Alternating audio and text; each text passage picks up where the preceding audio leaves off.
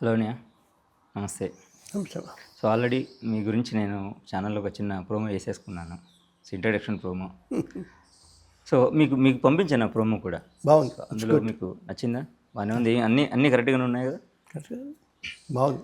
So 40 years ఇండస్ట్రీకి వచ్చిన తర్వాత సో ఇప్పటికీ సో అదే ఎనర్జీ అండ్ నేను ఇప్పటివరకు వినలేనిది ఏంటి అంటే సో సివిఎల్ నరసింహారావు గారు కమర్షియల్గా డిమాండ్ చేయని ఆర్టిస్టు.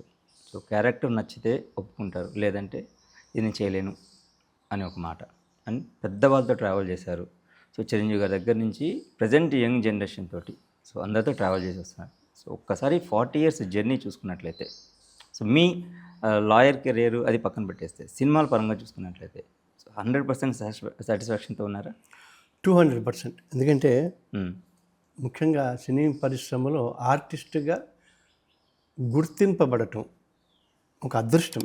అంటే చాలా కష్టపడటం చేయడం చాలా కొంతమంది విషయాల్లో జరుగుతుంది. బట్ నా విషయంలో మాత్రం అది కేవలం దేవుడిచ్చిన వరం.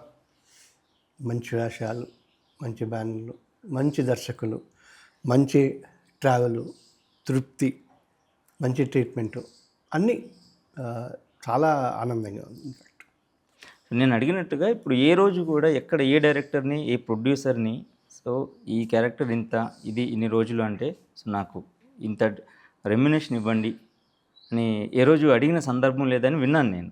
నాకు తెలిసినంత మాట. అంటే నాకేమైందంటే కొన్ని నిజాలే చెప్పుకోవాలి మనం ఇక్కడికి. ఎందుకంటే ఒక 10-15 ఏళ్ళ నుంచి ఒక మేనేజర్ ఉన్నారు. అంటే రీజన్ ఏంటంటే డేట్లు ఒకవేళ మీకు ఓకే అనుకుని అదే డేట్కి ఎల్లుండి వస్తారు ఓకే అనుకుంటే ఆ క్లాష్ కావటం దానివల్ల ఇద్దరిట్లో ఒకళ్ళు ఇబ్బంది పడుతూ ఉంటుంది. సో అందుకని ఒక మేనేజర్ ఆ రెమ్యునరేషన్ కానీ వాళ్ళే చూస్తారు.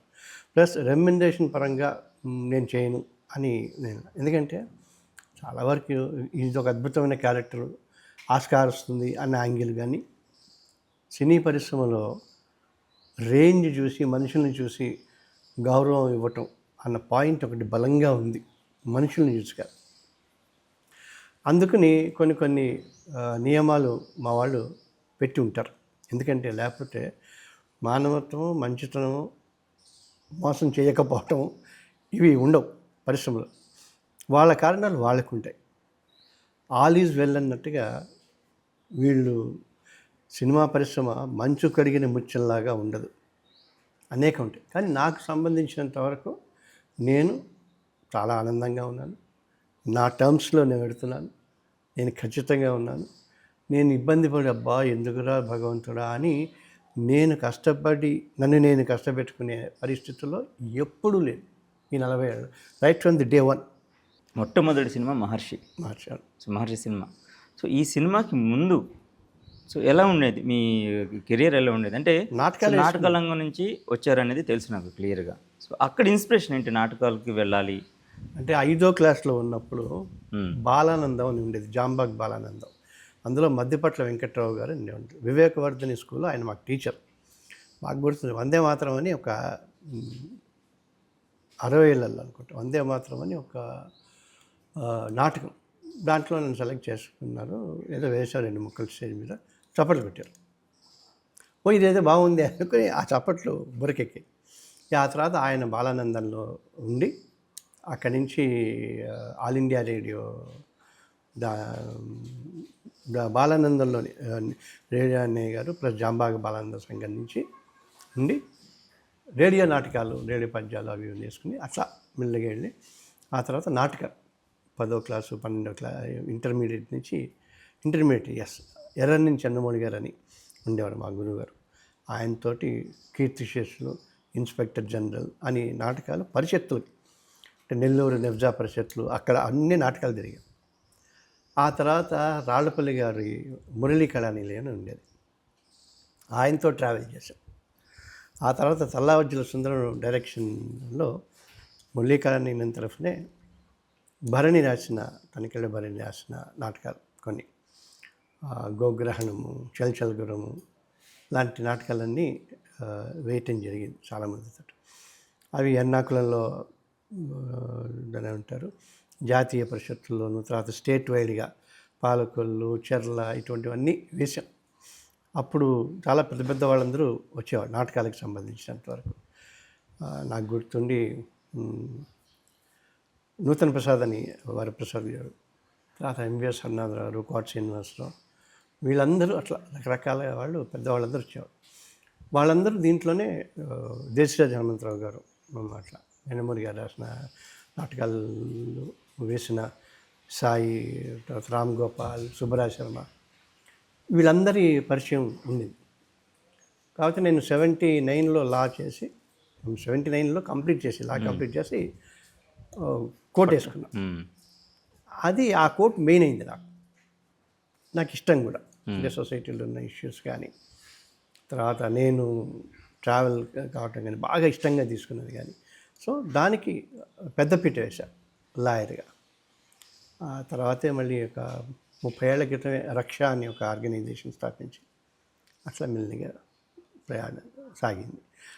సో అక్కినేని నాగేశ్వరరావు గారి దగ్గర నుంచి మొదలు పెట్టుకుంటే మీరు చెప్పిన చాలామంది పేర్లు సో నాటక రంగం నుంచి వచ్చి సక్సెస్ అయిన వాళ్ళు ఇండస్ట్రీలో, సినిమా ఇండస్ట్రీలో, అది రైటర్గా కానివ్వండి, ఇప్పుడు తనిఖీల బని గారు ఉన్నారు రైటర్గా, తర్వాత వెంకటేశ్వరరావు గారు, వాళ్ళ బ్రదర్స్, తర్వాత మీరు చెప్పిన నూతన్ ప్రసాద్ గారు, ఎల్బి శ్రీరామ్ గారు, తాళపల్లి గారు, అండ్ ఇప్పుడు సాయిమాధ బుర్రా గారు రైటరు, ఆయన గోపరాజు రమణ గారు వాళ్ళ అబ్బాయి, సో ఇంతమంది మన సినిమా ఇండస్ట్రీలో ఉన్నారు కదా.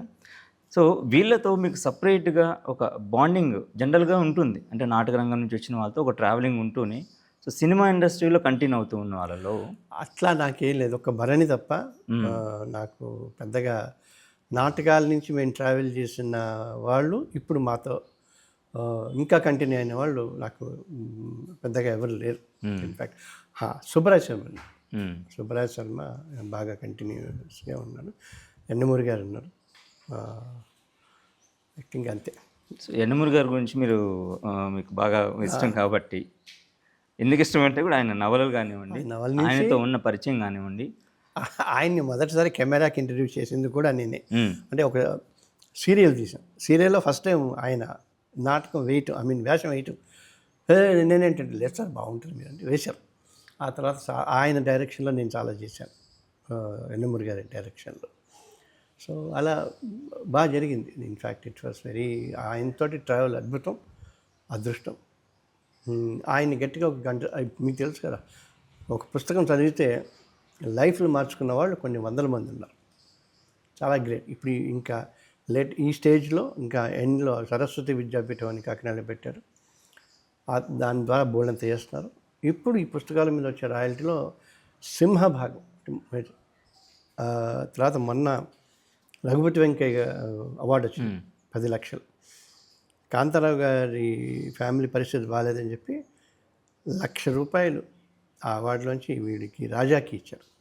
రాజా అంటే కాంతారావు గారి కొడుకు. వాడు సుడిగుండాల్లో 64 అనుకుంటా నంది అవార్డ్స్ చేసినప్పుడు బెస్ట్ చైల్డ్ ఆర్టిస్ట్ ఎవరు, రాజా అని. అసలు ₹1,00,000 అంటే ఈ దాతృత్వం కానీ మంచితనం కానీ నాకు ఎప్పుడు అందరితోటి మంచిగా అనిపిస్తుంటుంది. అదంటున్నాను. ఇప్పుడు నేను గమనించిన దాన్ని బట్టి మీరు ట్రావెలింగ్ తీసుకున్నట్లయితే కొంతవరకు యండమూరి గారి సిమిలారిటీస్ కనిపిస్తాయి. అమ్మో లేదు, కొన్ని విషయాలలో, అంటే ఒక ఇండివిజువాలిటీ కానివ్వండి, కొన్ని పంక్చువాలిటీస్ కానివ్వండి, కరెక్ట్గా అంటే డెసిషన్ మేకింగ్లో ఎస్ ఆర్ నో, సో నాంచకుండా ఒక డెసిషన్ ఒక విషయంలో.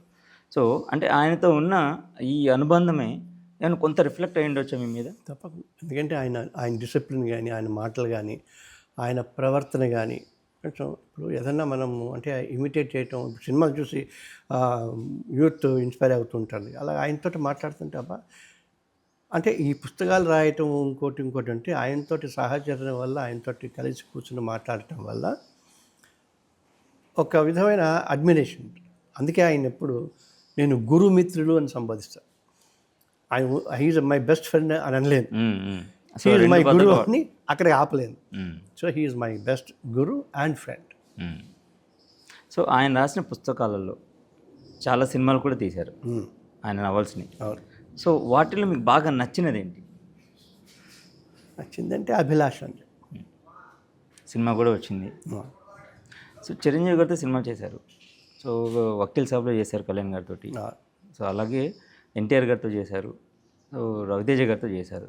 ఒక్కొక్కరిలో ఒక్కొక్క డిఫరెంట్ క్వాలిటీ ఉంటుంది. ముఖ్యంగా ఇప్పుడు చిరంజీవి గారి గురించి అందరూ మాట్లాడుకునే ఇండస్ట్రీకి ఆయన ఒక పెద్దలాగా అన్న ఒక మాట్లాడుతున్నారు. సో మీరు గమనించిన ట్రావెలింగ్లో చిరంజీవి గారి గురించి చెప్పాలంటే ఏం చెప్తారు? చిరంజీవి గారి ఒపీనియన్ అంటే ఒకటే, యండమూరి రాసిన ఛాలెంజ్ అనే సినిమాలో ఎలాగైతే ఆ హీరో ఛాలెంజ్ అని అనుకుంటున్నాడు, ఏమీ నేను కుర్రాడు యంగ్స్టర్ వచ్చి తనకు తనే ఛాలెంజ్ చేసుకొని I show this world one day what I am అని అహోరాత్రాలు కష్టపడి ఈ స్థాయికి తీసుకుని నాన్ కాంట్రవర్షియల్గా అనను కానీ ఎక్కడో అక్కడ 1%, 5% మనిషి కాబట్టి పొలిటికల్ పార్టీనో ఇదేనో దాన్ని తీసేసుకొస్తే otherwise he's lovable by anyone and everyone, immaterial of their ideology of the politics and status in the film industry. ఆ ఒపీనియన్ నాకు పర్సనల్గా ఒకటే ఎక్స్పీరియన్స్. నాకు పెద్దగా ఆయనతోటి ఇంటరాక్షన్ లేదు. ఇన్ఫ్యాక్ట్ పవన్ కళ్యాణ్ గారితో కొంత ఉంది కానీ ఇంతటి ఠాగూర్ సినిమాలో వేశాను ఒక లెంది మంచి రోల్ అది, మంచి రోల్, చాలా మంచి రోల్. అక్కడి నుంచే అంతకుముందు 2-3 ఇన్సిడెంట్లు అయినా టర్న్ అయింది. ఒక 2 pages వీళ్ళు వినాయకాన్ని సెట్ చేసుకోవటం, కెమెరా మూమెంట్ చేసుకోవటం, ఇప్పుడు మనకు ఉన్నట్టుగా చాలాసేపు అండి. జనరల్గా ఏంటంటే అన్నీ రెడీ అయిపోయినా పిలవండి అంటారు. అసిస్టెంట్లు కూడా కెమెరా పొజిషన్ పెడతారు, అసిస్టెంట్లు ఉంచుంటారు. ఆయన ఆయన శ్రీయానికి నాకు తెలిసి 15 నిమిషాలు 20 నిమిషాలు అంతసేపు నుంచి ఉంటే ఆయన నాకు డైలాగ్ మీద కాన్సన్ట్రేషన్ ఉంటుంది. ఆయన వెళ్ళిపోయి కూర్చోవచ్చు కదా, అంత నేను రెడీ అయిపోయిన తర్వాత రావచ్చు కదా. అప్పుడు నేర్చుకున్నా ఒక సీన్లో ఎంత పెద్దవాడైనా ఒక పాత్ర మాత్రమే పోషించాలి అన్న కాన్సెప్ట్ని అక్కడ నేర్చుకున్నాను. And that was super. అంటే నాకు సంబంధించినంత వరకు అండ్ చాలా ఏళ్ళ దాకా కూడా ఆయన అభిమాని, నా అభిమానిగా ఆయన అభిమానులు గుర్తుపెట్టుకున్నారు. సో అంతటి పర్సనాలిటీ. సరే, రవితేజకి I have 30-40 years of experience. Hard work, చాలా హార్డ్ వర్క్. ఈయన తర్వాత అనుకోవచ్చు ఆ యాంగిల్ జూనియర్ ఎన్టీఆర్, అతనితో ఒకటే సినిమా వేసేది సుబ్బు అనుకుంటా, వాళ్ళ ఫాదర్గా వేశారు. సుబ్బు చేశారు. సుబ్బులో వాళ్ళ ఫాదర్గా వేశారు. తను హార్డ్ వర్క్. అంటే నేను ట్రావెల్ అయిన వాడు. సో హాస్పిటల్ సీన్ ఇప్పటికీ అంటే మీ కొన్ని సినిమాలు కనుక చూసుకున్నట్లయితే మహర్షి, సింధూరం, నిన్నే పెళ్ళాడతా, ఇలా కొన్ని చెప్పుకుంటూ పోతే సివిఎల్ నరసింహారావు గారు చేసిన సినిమాల్లో సో ఠాగూర్లో ఆ సీను ఎవర్ గ్రీన్ సీన్ అలా నిలిచిపోతుంది ఇప్పటికీ. కొడితే కూడా ఆ సీన్ ఫస్ట్ వచ్చే ఆ సీన్ వస్తుంది, యూట్యూబ్లో సర్చ్ చేసుకున్నప్పుడు కూడా ఆ సీనే వస్తుంది. సో దీనికోసం మీరు ఎంత హోంవర్క్ చేశారు? ఎందుకంటే నంబర్ ఆఫ్ టేక్స్ ఇవన్నీ చాలా ఉంటుంది. ఏ విషయాలు ఒకటో రెండో చేశాను, మొత్తం హోంవర్క్ కష్టపడటం అంతా వివి వినాయక్ వాళ్ళ టీము, ఆ camera. I will give entire credit to them. అంటే నాకు వినాయక్ కూడా తెలుసు. క్రాంతి కుమార్ గారి దగ్గర ఉన్నప్పటి నుంచి 9 నెలలు అనే సినిమా ఒకటి చాలా సరగసి మీద అప్పట్లోనే ఆయన తీశారు. ఆ సినిమా అయిపోయిన తర్వాత దానికి మేము సోషల్గా సైన్స్ వర్సెస్ లా అని మీటింగ్స్ పెట్టి క్రాస్ సెక్షన్ ఆఫ్ పీపుల్, తర్వాతనేమో పొలిటీషియన్స్, వీళ్ళందరితోటి మీటింగ్ పెట్టింది. దాంట్లో మేము ట్రావెల్ చేసాం, నేను Vinay. But the way win I explained అంటే టక్ మన కొంతమంది భలే ఉంటా, అంటే వాళ్ళని రీప్రొడ్యూస్ చేస్తే సరిపోద్ది. అంటే మనం చేసి నేను హోంవర్క్ చేసి పక్కకి వెళ్ళిపోయి అద్భుతంగా నటించక్కల తను చెప్పేది చేసేస్తే సరిపోద్ది. అలాగే కృష్ణవంశేవాడు ఆల్మోస్ట్ చాలామంది డైరెక్టర్, ఎందుకంటే దే హ్యావ్ అంత గ్రిప్ ఉన్నవాడు. కృష్ణవంశీ గారితో చేశారు సార్ ఎక్కువగా మీరు సినిమాలు కానివ్వండి. ట్రావెల్ అయ్యా, సినిమా ఒకటే చేశా, సింధు ఒకటే, మిగతా అంతా రీసెర్చ్ చేశా. సో కృష్ణవంశీ గారి వర్క్ స్టైల్ కానీ మిగతా దర్శకుల కంటే కూడా చాలా డిఫరెంట్గా ఉంటుంది. సో మేకింగ్ దగ్గర నుంచి కూడా సో ప్రతి టెక్నీషియన్, ప్రతి ఆర్టిస్ట్ చెప్పే మాట. గులాబీ నుంచి కూడా నాకు తను తెలుసు కృష్ణవంశీ. ఖడ్గంకి రీసెర్చ్, అటు హిందూ లీడర్సు, ముస్లిం లీడర్సు, మదర్స్లకి వెళ్ళటం, జైల్స్కి వెళ్ళటం చూడటం. అలాగే రాఖీ అప్పుడు మన ఇంటికి వచ్చి కౌన్సిలింగ్కి దానికి చూసి చిన్నపిల్లలాగా హోంవర్క్ చేస్తారు. ఎందుకు ఊరికే విని అంటే సరిపోద్ది. అంత చేసి అంత మెటిక్యులస్గా ఉంటాడు, కానీ అంత అద్భుతంగా సినిమాలు వస్తాయి.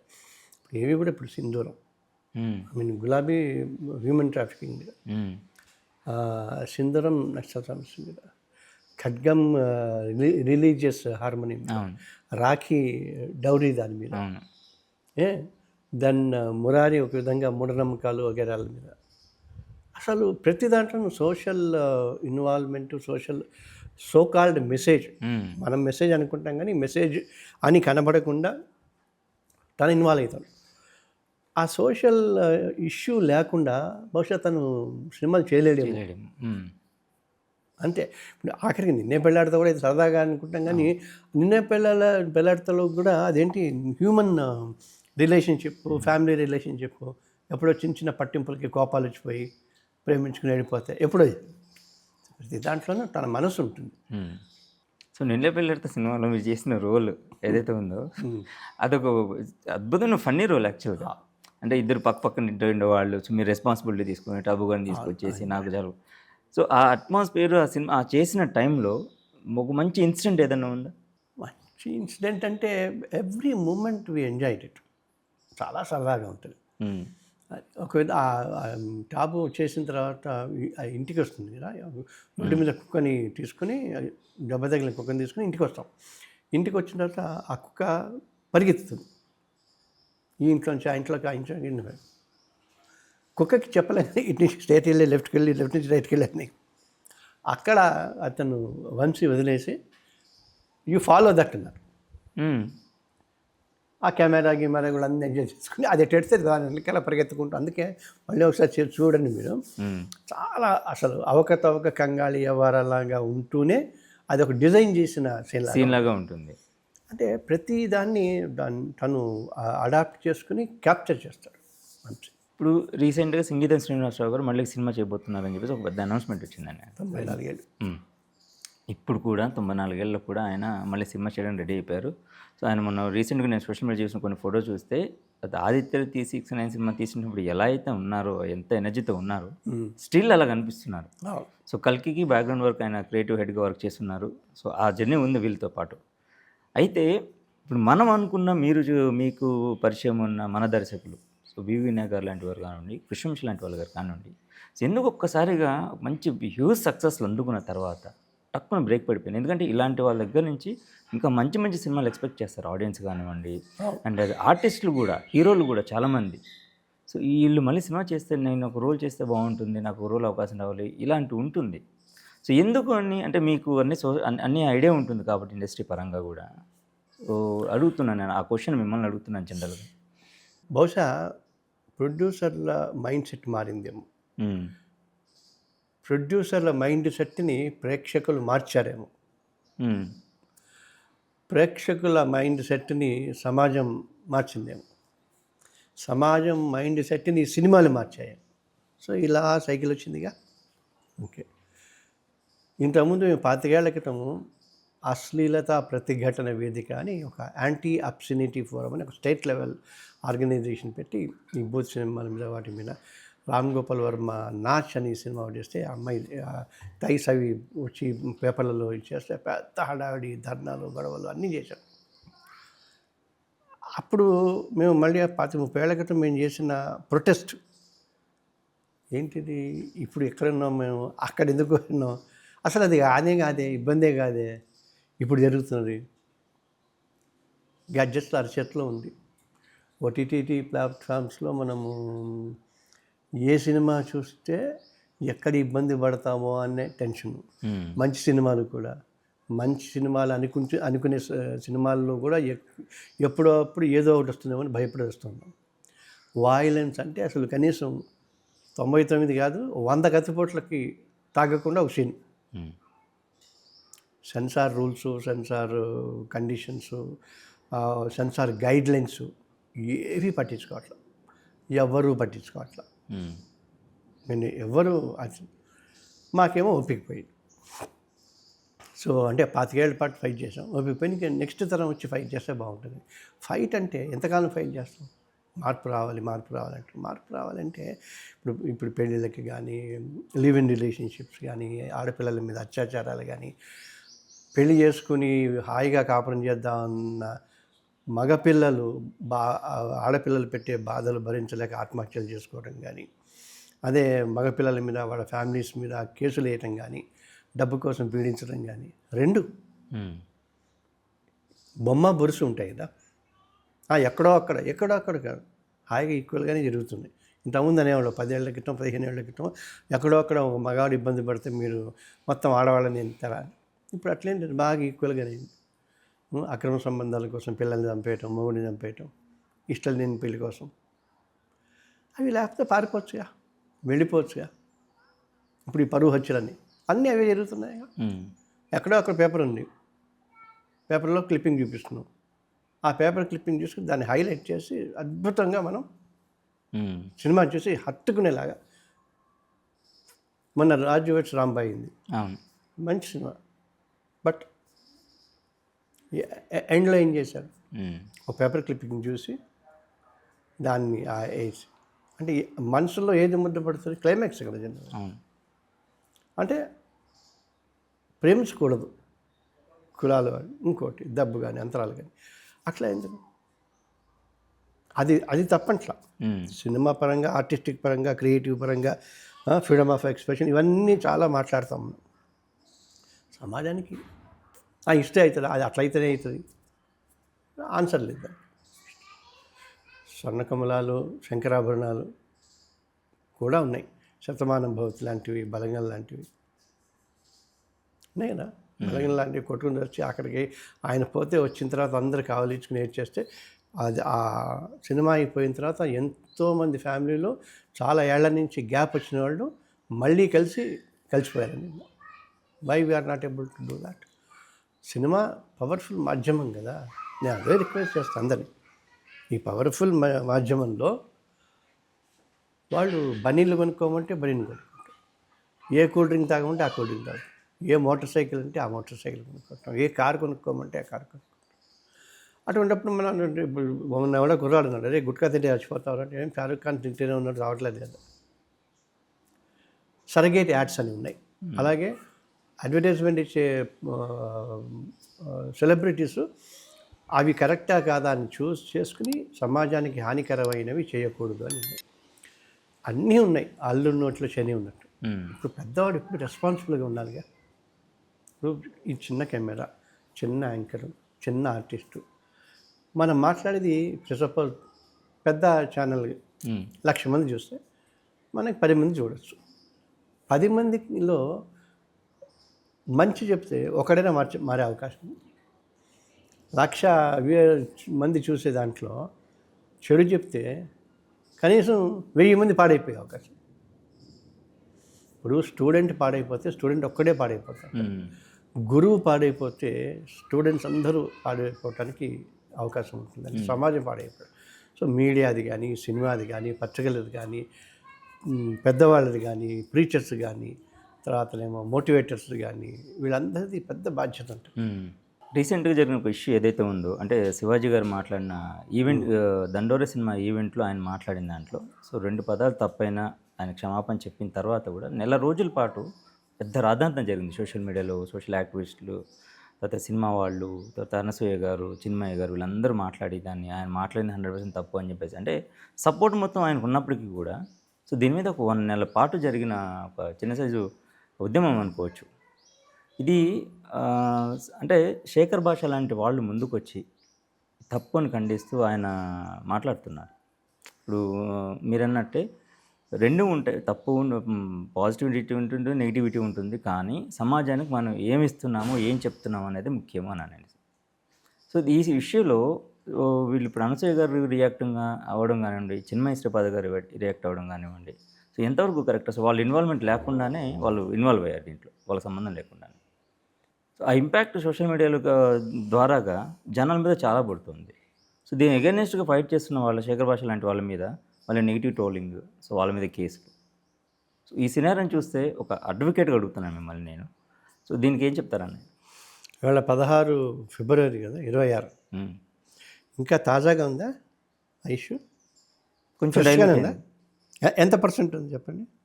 ఆల్మోస్ట్ 80% డైల్యూట్ అయిపోయింది కదా. డైల్యూట్ అయిపోయింది దాని నుంచి. మాట్లాడటానికి పెద్ద ఇంట్రెస్టింగ్ కాదు కదా, మళ్ళీ ఫ్రెష్ ఉండాలి.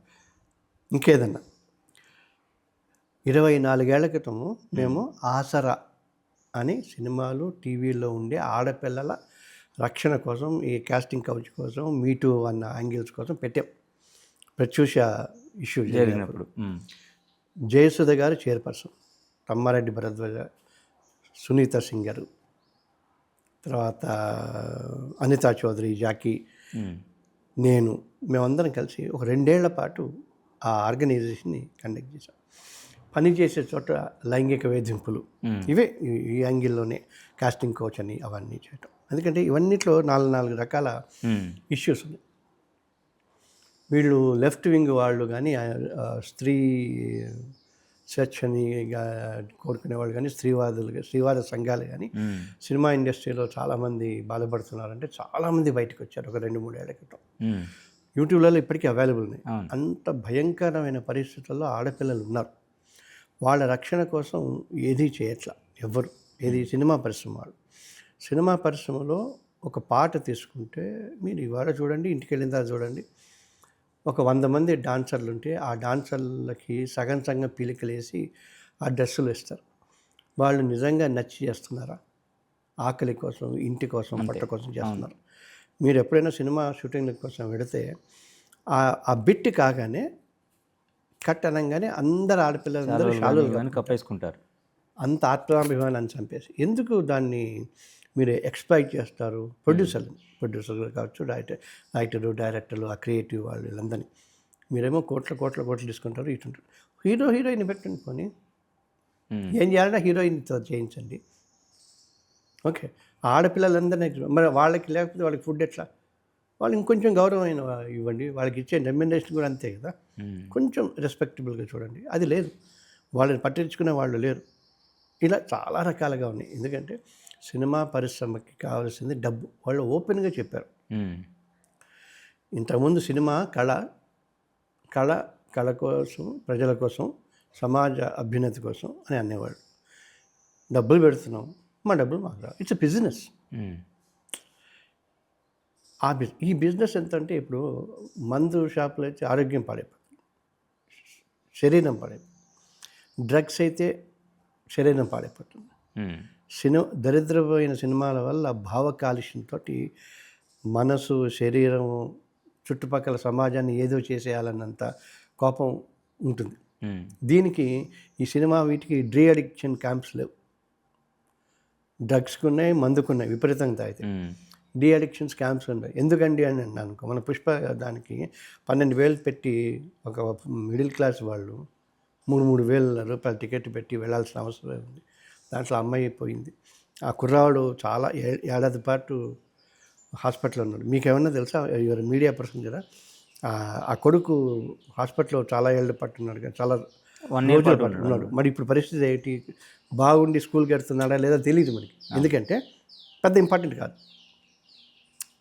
అర్థమైంది, మెసేజ్ చెప్పిన పాయింట్ అర్థమైంది. అంతే కదా, మీడియాకి కూడా దానికి కాదు, సోషల్ మీడియాలో కాదు, ఎవరికి కాదు, చాలా ఆఫ్టర్ ఆల్.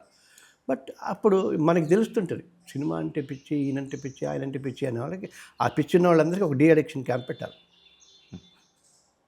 ఎందుకంటే సినిమాలో కూడా రవితేజ సినిమా ఏదో నేను ఇంతేనో నాకు ఇష్టం ఏదో వచ్చింది. Cinema so powerful. ఇన్ఫ్యాక్ట్ ఇప్పుడు ఇక్కడ కూడా ఆ హీరోలు, ఈ హీరోలు, ఈ అభిమాన సంఘాలు వాళ్ళు వీళ్ళు కొట్టుకుంటుంటే పాపం హీరోలు వచ్చి సర్ది చెప్పి మేము బాగుండామన్నాయి మీరంటే. అందుకంటే వాళ్ళు కొంచెం మంచి ఇదే చెప్తున్నారు. కానీ but cinema I totally somehow blame cinema. ఇప్పుడు ఇది ఇంటర్వ్యూ కాగానే కింద కామెంట్లలో అందరు నన్ను తిడతారు, సినిమాల్లో ఉండి సినిమా తిడుతున్నారు అంటే ఫ్యాక్ట్ మాట్లాడుతున్నారు కదా, జరుగుతున్న విషయాలు చెప్తున్నారు. ఇప్పుడు సొసైటీకి ఏం కావాలి సినిమా ద్వారా అనేది చెప్తున్నారు మీరు. ఇప్పుడు శంకరాభరణం వచ్చిన తర్వాత 1000 మ్యూజిక్ స్కూల్స్ వచ్చాయి. స్వర్ణకమలం తర్వాత 1000 డాన్స్ క్లాసెస్. అలాగే బలగన్ సినిమా వచ్చిన తర్వాత బోల్డంత అంటే బంధాలు ఇది బట్టాయి. శతమానం భవని తర్వాత మళ్ళీ ఇంకో కొంత జరిగింది. అదే మల్లేశం తర్వాత చాలా కష్టపడి నేతవాడు అన్న యాంగిల్ వాళ్ళని నెత్తి మీద పెట్టుకోవటం జరిగింది. తర్వాతనేమో బయోపిక్స్ వచ్చిన తర్వాత కాళోజీ నారాయణరావు సినిమా వచ్చిన తర్వాత అంత అద్భుతమైన వ్యక్తిత్వం ఉన్న మనిషి అని ప్రపంచానికి తెలిసింది. చాలా మంచి సినిమాలు ఉన్నాయి. Only thing is how to choose it. ఇప్పుడు మంచి సినిమాలు చూస్తే డబ్బు గ్యారంటీ కాదు, వస్తే రావచ్చు. ఇటువంటి సినిమాలు చూస్తే గ్యారంటీ డబ్బులు, మాల మసాలాలు. సో అది కొంచెము పెద్ద డబ్బులు రాకపోయినా కొంచెం డబ్బులు వస్తే ఇంకో మంచి సినిమా తీస్తే మంచి దారి వైపు మేము అందుకే అదే మళ్ళీ 25 ఏళ్ళ క్రితం ఈదర్ గోపీచంద్ అని నర్సరావుపేట నుంచి పెట్టారు ఆయన. ఫెయిర్ ఫిలిమ్స్ ఫ్యాన్స్ అసోసియేషన్ అంటే మంచి చిత్రాల అభిమాన సంఘం.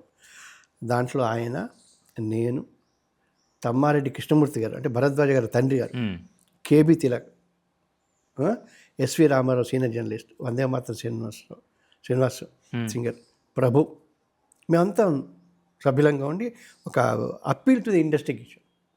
అప్పీల్ టు ది ఇండస్ట్రీ అంటే కృష్ణమూర్తి గారు ఇండస్ట్రీ, కేబి తిలక్ ఇండస్ట్రీ, ప్రభు వందే మాతరం శ్రీనివాస్ ఇండస్ట్రీ, ఎస్వి రామారావు గారు ఇండస్ట్రీ జర్నలిస్ట్, నేను అడప చిన్న చేతకాల వేసాలు వేసింది.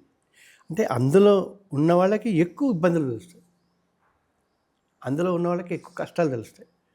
అంటే మేము ఏదైనా నీతి బదులు చేసి డాక్యుమెంటరీలు చేసి సమాజాన్ని మార్చడానికి కావాలంటే అక్కర్లేదు. సినిమాటిక్ ఫ్రీడమ్ తీసుకుంటుంది సరదాగా. ఓకే, ఒక సినిమా ఇప్పుడు పాన్ ఇండియా స్కేల్లో తీస్తున్న సినిమాకి బడ్జెట్ అనేది చాలా హై స్కేల్లో ఉంటుంది ఒక పాయింట్. సో అంత బడ్జెట్ సినిమా ప్రేక్షకుడు తీయమంటున్నాడా అనేది ఒక పాయింట్. సో ఈ బిట్వీన్ ఏమవుతుందంటే రిలీజ్ చేసే టైంలో సో గవర్నమెంట్స్ నుంచి అటు ఏపీ తెలంగాణలో టికెట్ హైక్స్ పెంచుకునే దానికి పర్మిషన్స్ తెచ్చుకుంటున్నారు, విపరీతంగా పెంచేస్తున్నారు టికెట్ రేట్స్. సో దాని మూలాన middle class, below middle class family సినిమాకు దూరం అవుతుంది. దాన్ని ఎవరైనా ఒప్పుకోవాల్సిన విషయమే. సో దీని మీద అసలు ఇండస్ట్రీలో ఏం జరుగుతుంది, ఇంత బడ్జెట్ సినిమాలు రావడం మూలాన సో లాభం ఎవరికి? లాభం వాళ్ళకి. ఇప్పుడు వాళ్ళు పాపం ఇప్పుడు 3,000 రూపాయలు టికెట్ పెట్టుకుని చూడ ఉన్నారా. ఇప్పుడు అట్లా అంటే మన దగ్గర పానీపూరి తెలుసుగా, బండి మీద ఉంటుంది, చిన్న హోటల్లో ఉంటుంది, మిడిల్ క్లాస్ హోటల్లో ఉంటుంది, తాజ్ కామత్లో ఉంటుంది, పార్క్ హైట్లో ఉంటుంది, గ్రాండ్ కాకతీయలో ఉంటుంది.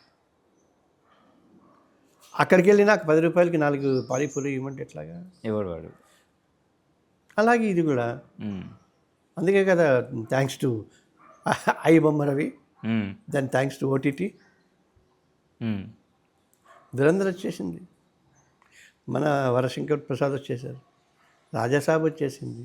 ఒక నెల రోజులు ఆగడానికి ఏమయ్యారు, కొంపల ముందు పెట్టి పరిగెత్తుకుంటారట అని వాళ్ళు చెప్తున్నారు. ఎవరు? సినిమా వాళ్ళు. చిన్న సినిమా అప్పట్లో తీసినట్టుగానే మంచి అన్నీ కలిసి ఉంటే కలిసి సుఖం, ఉమ్మడి కుటుంబం, ఆదర్శ కుటుంబం అవి తీయమని కాదు నేను చెప్పింది. రీజనబుల్గా మంచి సినిమాలు చిన్న బడ్జెట్ అందుబాటులో ఉండేలాగా వస్తే అప్పుడు సినిమా 50 రోజులు 100 రోజులు ఆడితే వాళ్ళకి సినిమాలు వస్తాయి. ఇంకా మంచి సినిమా లాంటివి ఉంటే ఇప్పుడు చూసాం కదా, ఏదో దేవుడు చేసిన మనుషులు, దసరా బుల్లోడు, 300 రోజులు 600 రోజులు, ఆ kind of things. Kushi cinema కూడా ఆడింది, 250 రోజులు ఆడింది ఖుషీ సినిమా కూడా. అంటే సినిమాకి ఎందుకు వెళ్ళాలి అని ప్రేక్షకుడు ఆలోచించుకోవాల్సిన రోజు వచ్చిన రోజు సినిమా వచ్చిపోతుంది. ఆలోచించుకునేలాగా సినిమా వాళ్ళు చేస్తున్నారు. గవర్నమెంట్ పెంచిందా, వాళ్ళు పెంచుకున్నారా, వాళ్ళు 1000 కోట్ల బడ్జెట్ పెట్టారా, ఇవన్నీ సెకండ్ పాయింట్. కొంతమంది చూస్తూనే ఉన్నారు. చాలామంది కొంచెం తెలియగల వాళ్ళు నెల రోజులు అవుతుందే దాందే ఉంది అని, ఇంకొంచెం తెలియగల వాళ్ళు ఐ బొమ్మరావు ఇలాంటి వాడు వాళ్ళు ఎందులో డౌన్లోడ్ చేసుకుంటున్నారు. దురంధర్ సినిమాని 6 దేశాలు ఏదో బ్యాన్ చేసేట. పుట్టి పాకిస్తాన్లో 20 లక్షల ఇల్లీగల్ డౌన్లోడ్స్. ఏం చెప్పాడో చూద్దాం. టెక్నాలజీ పెరుగుతుంది, సినిమా ప్రొడ్యూసర్లు మారాలి, ప్రేక్షకులు మారటానికి. ఇప్పుడు దాన్ని ఏమంటారు, లిక్కర్ షాపులు సందుకు 3 పెట్టి పక్కనే పర్మిట్ షాపులు అంటారు. బార్ అండ్ రెస్టారెంట్లు వదిలేస్తే పర్మిట్ షాపులు కొనుక్కొని పక్కనే వెళ్ళి కూర్చొని తాగుతున్నాను. మరి అది మాకు డబ్బు వ్యాపారం అంటే సరే అది వదిలేస్తాం. అంటే గవర్నమెంటు వాళ్ళకి అదే కావాలి, మందు తాగి ఆడపిల్లల మీద అత్యాచారాలు చేయటం, యాక్సిడెంట్లు చేయటం, ఇంకోటి చేయటం, దానికోసం వీళ్ళందరూ బిజీగా కావడం. పోలీసులు హాయిగా ఎన్టీఆర్ గారు ఉన్నప్పుడు ప్రొహిబిషన్ పెట్టినప్పుడు డబ్బులు ఏం చేసుకోవాలో తెలియక మొత్తం ఇంట్లోనే ఉంటే వాళ్ళు టీవీలు చిన్న చిన్న చిత్తగా వాళ్ళు కూడా టీవీలు కొనుక్కుని, ఫ్రిడ్జ్లు కొనుక్కుని, అప్పుడప్పుడు నెలకోసారి పార్క్కి వెళ్ళి హోటల్కి వెళ్ళి భోజనం చేసి ఇంటికి వచ్చి అవి చేసేవాళ్ళట. మేబీ అన్నీ మాట్లాడలేం. ఎందుకంటే ప్రపంచం అంటే సమాజాన్ని, ప్రభుత్వాన్ని, ప్రజల్ని ఇన్ని కోట్ల మందిని నడిపించాల్సింది వాళ్ళు. మనం ఎన్నుకునేది వాళ్ళనే. మనం సినిమాలు ఇప్పుడు ఈ మధ్య వీళ్ళు బహుశా ఆలోచిస్తారేమో, వాళ్ళు సేఫ్గా ఉన్నంతకాలం వాళ్ళు అలాగే తీస్తారు. ప్రతివాడు పాన్ ఇండియా అంటాడు. చిన్న సినిమా తీసి డబ్బులు బాగా వచ్చినప్పుడు మళ్ళీ ఇటు వచ్చేస్తారు. ఏది ఏం చెప్పినా సినిమా. ఇంతకుముందు తెలంగాణ సినిమాలు పెద్దగా వచ్చేవి కావు. ఈ 5-6 ఏళ్లలోనూ విపరీతంగా వస్తున్నాయి. 10 ఏళ్ల నుంచి, బట్ 7-8 ఏళ్ళ నుంచి 5-6 ఏళ్ళ ఇంకా ఎక్కువ వస్తున్నాయి. ఎందుకు? ఈ కల్చరు, ఈ పాటలు, ఈ థీము, ఈ రిధము, ఈ లిమిటెడ్ బడ్జెట్, పెద్ద రెవెన్యూ, మంచి పేరు, ఇవన్నీ వస్తున్నాయి. ఏదైనా డబ్బు. నా రిక్వెస్ట్ ఏంటంటే కూడా మంచి పని చేసి పాల వ్యాపారం చేసి ఎక్కువ సంపాదించండి. డ్రగ్స్, ఆయుధాలు, మందు కాకుండా. ఎందుకు అన్ని కత్తిపోట్లు? ఒక కత్తిపోటు కొట్టి చచ్చిపోతారు కదా, బుల్లెట్ కూడా చచ్చిపోతాడు కదా. సో ఇప్పుడు మీ ఫీల్డ్కి సంబంధించి జనరల్గా నాటకాలు, నాటకంగా నుంచి సినిమాలు, సో ఇది ఒక జర్నీ ఉన్న టైంలోనే సో మీరు లా చేయాలనుకోవడం, లా చేయడము, అట్లాగే మీరు అన్నట్టుగానే సో కోట్లు అడుగుపెట్టడం, ఈ సెకండ్ ట్రాక్ ఏదైతే ఉంటుందో సెకండ్ జర్నీ కూడా అనుకోవచ్చు, సిమిలర్గా చేస్తున్న జర్నీ. సో అటువైపు ఎందుకు వెళ్ళాలనిపించింది? ఎటువైపు? ఇప్పుడు లా సైడ్ వెళ్ళాలి, లా పూర్తి చేయాలి. ఎడ్యుకేషన్లో మీరు ఒక ట్రాక్ ఎంచుకున్నారు. బిఏ అయిపోయిన తర్వాత అప్పటికే కొన్ని నాటకాలు, గీటకాలు అవన్నీ చేస్తున్నాం. నేను పెద్ద అయ్యాక దాన్ని ఏమంటారు, ఇప్పటి పిల్లల్లాగా తెలివిగా ఇది కావాలి, ఇది కావాలి, అది కావాలి ఏమి ఉండేది కాదు. ఆ రోజుల్లో, మా రోజుల్లో ఏమి ఎక్కడ అసలు అడ్మిషన్లు ఏమీ లేకపోతే లా కాలేజీ అన్నీ వెళ్ళేవాళ్ళు. సో అలా తీసుకున్న తర్వాత టీచర్లు ఏదో చెప్తుంటే గమ్మత్తుగానే ఉంది, బాగానే ఉంది, మేము సొసైటీలో చూసేవే కదా అని ఆర్టిస్ట్గా స్పందించే గుణం ఉండేది. ఇక ఆ తర్వాత చదువులో పడిన తర్వాత చదువులో కూడా గవర్నమెంట్లో ఆ ఎంగిల్ ఏం లేదు మనకి. చదువు, సమాజము, నాటకాలు చూసుకుంటూ వెళ్ళిన తర్వాత న్యాయ వ్యవస్థ ఇంత ఇంపార్టెంట్, లాయర్ అన్నవాడు ఇంత ఇంపార్టెంట్. ఒక ఉత్తరం ముక్క రాస్తే న్యాయం జరగటానికి ఆస్కారం ఉంది, అవుతుందా లేదా అన్న తర్వాత. అట్లంటే కోర్టులు పెట్టుకుని లాయర్ని పెట్టుకున్న తర్వాత కూడా న్యాయం లేట్ అవుతుందని ఇప్పుడు అంటున్నారు. ఓకే, బట్ అవకాశం ఉందని చెప్పి దాని మీద పిచ్చి ఇంట్రెస్ట్ కలిగి అట్లా ట్రావెల్ కావటం జరిగి ఒక రక్ష అనే ఆర్గనైజేషన్ పెట్టి ఇప్పుడు మీరు చెప్పినవి ఇవన్నీ సైమల్టేనియస్గా ఉన్నాయి. ఇప్పుడు ఇంత అన్నాను కదా, పిల్లల మైండ్ పాడైపోతుంది, భావ కాలుష్యం అని. 55లోనే prevention of young minds corruption act అని వచ్చింది. అంటే చిన్నపిల్లల మనస్సుని పాడు చేయకూడదు అని చెప్పేసి అన్ని చట్టాలు ఉన్నాయి. ఇంకో 100 ఏళ్ళకి కావాల్సిన చట్టాలు ఉన్నాయి. ఇప్పుడు మనం అన్ని బెంగెట్టుకునే అన్నీ ఉన్నాయి. మన వీడియో పైరసీ ఐబొమ్మ తర్వాత ఈ సినిమా వాళ్ళందరూ వెళ్ళి రేవంత్ రెడ్డి గారికి వెళ్ళి మాకు కావాలని 20 ఏళ్ల క్రితమే ఉంది. ఒక స్పెషల్ కోర్టు ఉంది video piracy cell, Rajasekhara Reddy గారు పెట్టారు. దానితో మేము వెళ్ళి అయ్యా బూత్ ఎక్కువైపోతుంది, అశ్లీలం ఎక్కువైపోతుంది, ఆడపిల్లల్ని ఇది చేస్తున్నారు అని అంటే ఆయన యాంటీ అబ్సినిటీ సెల్ అని పెట్టారు. ఈ 2 విభాగాలు గవర్నమెంట్ నిగరానీలో జరగాలి. ఇవి ఎంతమందికి తెలుసు? సినిమా వాళ్ళకి తెలుసు, ఎంతమంది మీడియా వాళ్ళకి తెలుసు, ఎంతమంది ప్రజలకు తెలుసు, ఎంతమంది సెన్సార్ బోర్డు మెంబర్లకు తెలుసు. అంటే అన్నీ మీకే తెలుసా అంటే లేనిపోయినవన్నీ తీసుకొచ్చి పెట్టుకున్నాను కాబట్టి అన్ని కాగితాలు ఉన్నాయి. ఇప్పుడు యంగర్ జనరేషన్ ఎవరన్నా వచ్చి కొంత ఇంట్రెస్ట్గా లేదు సార్ చేద్దాం బాగుంటుంది అంటే గైడ్ చేయడానికి సిద్ధంగా ఉన్నాం. సో మళ్ళీ ఆ చిన్నతనంలో పరిగెత్తలేం కానీ, బట్ ఉన్నాయి. ఎవ్రీథింగ్ ఇది సమాజం పాడైపోతుంది అనక్కర్లేదు. But at the same time even today youth పాడైపోతుంది. సినిమా అద్భుతమైన సినిమాలు వస్తున్నాయి. ఇప్పుడు వెలగం 50 ఏళ్ల క్రితం కాదుగా, శతమానం భవతి 50 ఏళ్ల క్రితం కాదుగా, గోదావరి 50 ఏళ్ల క్రితం. ఇవన్నీ కూడా ఈ మధ్యకాలంలో వచ్చాయి మంచి సినిమాలు.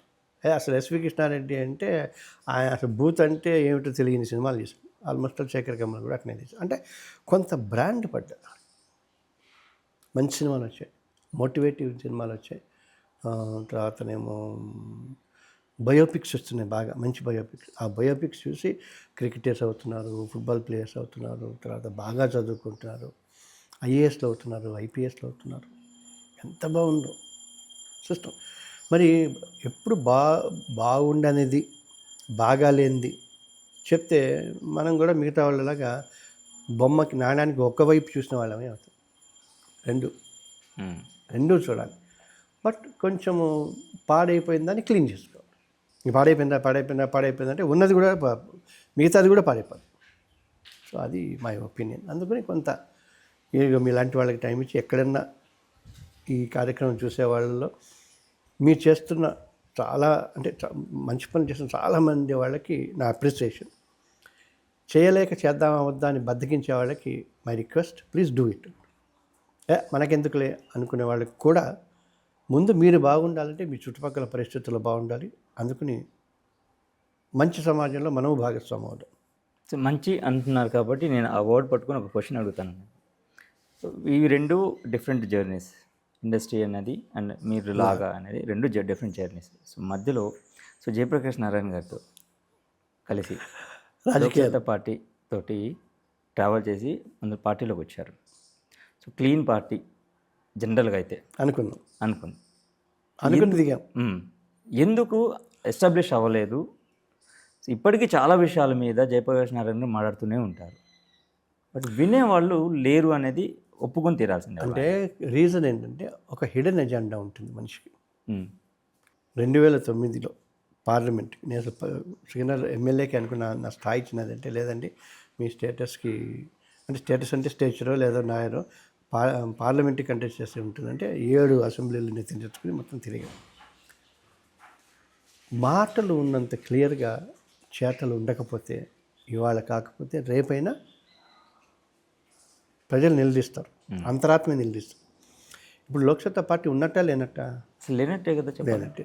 మరి మొన్న ఎలక్షన్స్లో ఆంధ్రప్రదేశ్లో మేము బీజేపీకిను టీడీపీకి సపోర్ట్ చేస్తున్నామని అక్కడ బీజేపీ బాబీ అని ఒక అధ్యక్షుడు ఉన్నారు, ఇంకా ఉన్నారు. మరి తెలంగాణ ఉన్నాడా లేడా అంటే సమాధానం లేదు. ఒకళ్ళో ఇద్దరు ఐదుగురో కొన్ని కారణాల వల్ల ఆయన పక్కన ఉన్నవాళ్ళు మళ్ళీ కామెంట్లు, ట్రోలింగ్. పెద్దగా ట్రోలింగ్ ఎందుకు లేదు కాబట్టి ఆ ఇష్యూలో అవన్నీ నిజం కాబట్టి ఆయన మాట నమ్ముకుని విదేశాల నుంచి ఉద్యోగాలు వదిలేసి ఇక్కడికి వచ్చి పనిచేశారు. Yes, he is personal. But problem ఏమైందంటే ఆయన కుకట్పల్లి నుంచి ఎమ్మెల్యేగా కంటెస్ట్ చేశాడు. కాన్సన్ట్రేషన్ అంతా అక్కడే జరిగింది. ఓకే. లేకపోతే ఇంకో 3-4 గెలిచేవాడు. ఆయన గెలిచారు. గెలిచిన తర్వాత 5 ఏళ్లలో ఏదో చేశాడో చేయలేదో అనుకుంటే చేశాడు. నెక్స్ట్ మళ్ళీ గెలిచి ఇంకో 5 ఏళ్ళు ఇస్తే నాకు అన్నాలి కదా. ఎమ్మెల్యే వదిలేసి పార్లమెంట్కి టికెట్ కోసం ట్రై చేశాడు. ఇవ్వకపోతే ఆయనే పార్లమెంట్కి నిలబడ్డాడు. దారుణంగా ఓడిపోయాడు. జనాలకి తెలుస్తుంది కదా, 5 ఏళ్ళు గెలిపించాం, ఇంకో 5 ఏళ్ళు 10 ఏళ్ళు 15 ఏళ్ళు ఉండాలి మాతో పాటు, వదిలేశాడు. సో రాజకీయాలంటే ఇట్లా ఉంటాయని మీరు కూడా మాకు చెప్పారు అని ప్రజలకు కాదు కదా మాకు తెలిసింది. కించిత బాధ వేసింది. అందుకే రాజకీయాలు వర్కౌట్ కాదు ఇది చెప్పటం. ఎందుకంటే రాజకీయాల్లో ఉండాలంటే డబ్బులు ఉండాలి, అధికారం ఉండాలి, అంగబలం ఆర్థిక బలం ఉంటారు, అన్నీ ఉండాలి. ఉంటేనే, లేదా వారసత్వం ఉండాలి, ఉంటేనే మీరు నిలబడతారు అని జేపీ గారు లాంటి వాళ్ళు ప్రూవ్ చేశారు. జేడీ లక్ష్మీనారాయణ లాంటి వాళ్ళు ప్రూవ్ చేశారు. ఈయన సపరేట్ పార్టీ, ఆయన ఇంకో పార్టీ, ఆఖరికి ఎవరు జొన్నవిత్తుల ఆయన ఒక పార్టీ పెట్టి ఆయన ప్రూవ్ చేశాడు. జనసేన పవన్ కళ్యాణ్ గారు ఆయన చెప్పారు ఈ ఛాలెంజ్ ఎంత, ఆ ఛాలెంజ్ తమ్ముడే అంతే గట్టివాడు. కామన్ మ్యాన్ ప్రొటెక్షన్ ఫోర్స్కి నేను ఫస్ట్ జనరల్ సెక్రటరీ, ఆయన చైర్మన్. ఆయన అప్పటి నుంచి అంతే మొండి చేయాల నాటకాలు నిలబడ్డాడు కాబట్టి ఇవాళ ఆయన అయ్యారు. అక్కడ కేజ్రీవాల్ అయ్యారు. జొన్నవిత్తలను తీసేసినా కూడా జేడీ గారికి జేపీ గారికి ఏం తక్కువ? వాళ్ళు నిలబడలేకపోయారు, రాజకీయాలను అర్థం చేసుకోలేకపోయారు. హిడెన్ ఎజెండా ఉంది, అధికారం రాకపోయేసరికి ఇబ్బంది పడ్డారు. వాళ్ళని చూసి ఆదర్శంగా తీసుకున్న మాలాంటి వాళ్ళు 2009 అంటే ఇప్పుడు ఎన్నేళ్ళు, 17 ఏళ్ల క్రితం అప్పట్లో ఉన్నదంతా పెట్టేసి ఇక్కడలాగా ఫండ్స్ ఉండవు, సొంత డబ్బులు ఖర్చు పెట్టి అప్పటిదాకా లాయర్గా ఉన్న పైసా తీసుకొచ్చి మొత్తం పెట్టి ఇబ్బంది పడి రిగ్రెట్ లేదు. ఓహో, రాజకీయాలు అంటే ఏంటి తెలుస్తుంది. ఒక్కసారి ఎవరైనా సరే ఒక్కసారి రాజకీయంలోకి నుంచుంటే మొత్తం తెలిసిపోతుంది. ప్రపంచం, జీవితం అంతా తెలిసిపోతుంది. భగవంతుడి అదృష్టం వల్ల మనం మరీ ఇబ్బంది పడి దెబ్బ తిని రోడ్ల మీదకి రాల. కోలుకొని ఒక స్థాయిలోనే ప్రమాదము అంటే సమాజానికి ప్రమాదం రాజకీయాల వల్ల కాదు, రాజకీయ నాయకుల వల్ల కాదు, రాజకీయ చేస్తామనుకునే ఇదిగో వీళ్ళిద్దరు ఇటువంటి వాళ్ళ వల్ల చాలా ప్రమాదం. ఒక స్టేజ్లో కేజ్రీవాల్ గారికి ఏదైతే వచ్చిందో క్రేజ్, పాపులారిటీ, అంత పాపులారిటీ జేపీ గారికి వచ్చింది. మంచి వినపడింది హై రేంజ్లో. సో ఉన్న పలంగా ఒక్కసారిగా వదిలేశాడు. వదిలేసారు. ఎందుకు వదిలేశాడు? అక్కర్లేదు కదా. ఎందుకు దాని అంటే గెలిపోవటం సహజమే. 10 ఏళ్ళ ఇందిరాగాంధీ 10 ఏళ్ళ పాటు అపోజిషన్లో ఉంది, చంద్రబాబు ఉన్నారు, ఎన్టీ రామారావు ఉన్నారు, జగన్ ఉన్నారు. అవన్నీ సహజమని అనుకోవాలి. అంటే అది తీసుకోలేకపోయారు. Hard core political decision. బాధ ఏంటంటే మంచివాళ్ళు, తెలివిగల వాళ్ళు, సమాజానికి ఉపయోగపడగలిగిన వాళ్ళు విత్డ్రా చేసుకోవటం ఇబ్బంది. ఆడపదడప ఆయన ఏదో ఛానల్ పెట్టుకుని ఇలాంటి వాళ్ళు పెడితే ఒక గంట సేపు చెప్పి అది వర్కౌట్ కాదు కదా. అంతే లెవెల్లో ఆయన చేయాల్సింది. సో మీకున్న ఎక్స్పీరియన్స్ ప్రకారం జరుగుతున్న పరిణామాలను బట్టి చూసినట్లయితే ఇప్పుడు పవన్ కళ్యాణ్ గారు మొండిగా నిలబడ్డారు.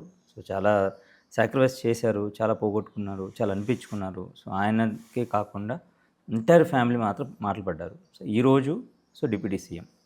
సో ఫర్దర్ పవన్ కళ్యాణ్ గారి జర్నీ ఎలా ఉండబోతుంది అనేది మీరు ఖచ్చితంగా నాకు ఆయన ఉన్నంత కాలం రాజకీయాలను ఉంటారు. ఆయన గెలిచినా ఓడిపోయినా లేకపోతే నెక్స్ట్ సీఎం అయినా కేంద్రంలో ఈ 3 ఏళ్ల తర్వాత ఏదైనా వచ్చినా కేంద్రంలో మంచి పదవి ఇచ్చినా ఇంకోటి ఇచ్చినా గెలిచినా ఆయన రాజకీయాలను మాత్రం వదలరు. అంతవరకు నా మనస్సు గట్టిగా చెప్తాను. ఎందుకంటే ఈ కామన్ మ్యాన్ ప్రొటెక్షన్ ఫోర్స్లో కూడా ఆయనకి చాలా తపన ఉండేది. You will be surprise. బహుశా చాలామంది తెలుసో లేదో తెలియదు కానీ అండర్ ట్రయల్స్ అంటారు. అంటే విచారణ కోసం అరెస్ట్ చేయబడి జైల్లో ఉంటారు. ఓ వాచి దొంగతనం చేశారు. దానికి నిరూపణ అయ్యి శిక్ష 1 నెల ఉంది అనుకుంది. ఆ వాచి దొంగతనం చేసిన కేసును విచారించడానికి 5 ఏళ్ళు పడతాయి. 5 ఏళ్ళు వీడు జైల్లోనే ఉంటాయి. ఇటువంటివి వేలు. ఆయనకి ఎట్లా వచ్చిందో తెలుసు. ఈ యాంగిల్లో ఆయన అనంతశీల్ గారు ఒకసారి చూడండి ఎంతమంది ఈ అండర్ ట్రయల్స్ మొత్తం ప్రిజన్ డిపార్ట్మెంట్కి వెళ్ళి ఆర్పీ సింగ్ ఉండేవాడు. ఆయనతో కూర్చోబెట్టి ఆఫీసర్లతో మాట్లాడి మొత్తం లిస్ట్ అంతా తీసుకెళ్తే అండర్ ట్రయల్స్ ఉంది. ఏం చేద్దామని బెయిల్స్ వచ్చేస్తాయి. ఫన్నీయెస్ట్ పార్ట్ వాళ్ళు రాగానే ఒక వారం రోజుల్లో ఓకే బెయిల్ విత్ 5,000 2 షూటీస్ అంటారు. నెల అవుతుంది వాడు కట్టలేదు. లేదు సార్ 2,000 పోనీ ఓ పని చేయ 5,000 విత్ షూటీ అంటాడు జడ్జి మంచివాడు. అదే కట్టలేదు. ఓ పని చేయ 1,000 రూపాయలు విత్ 1 షూటీ.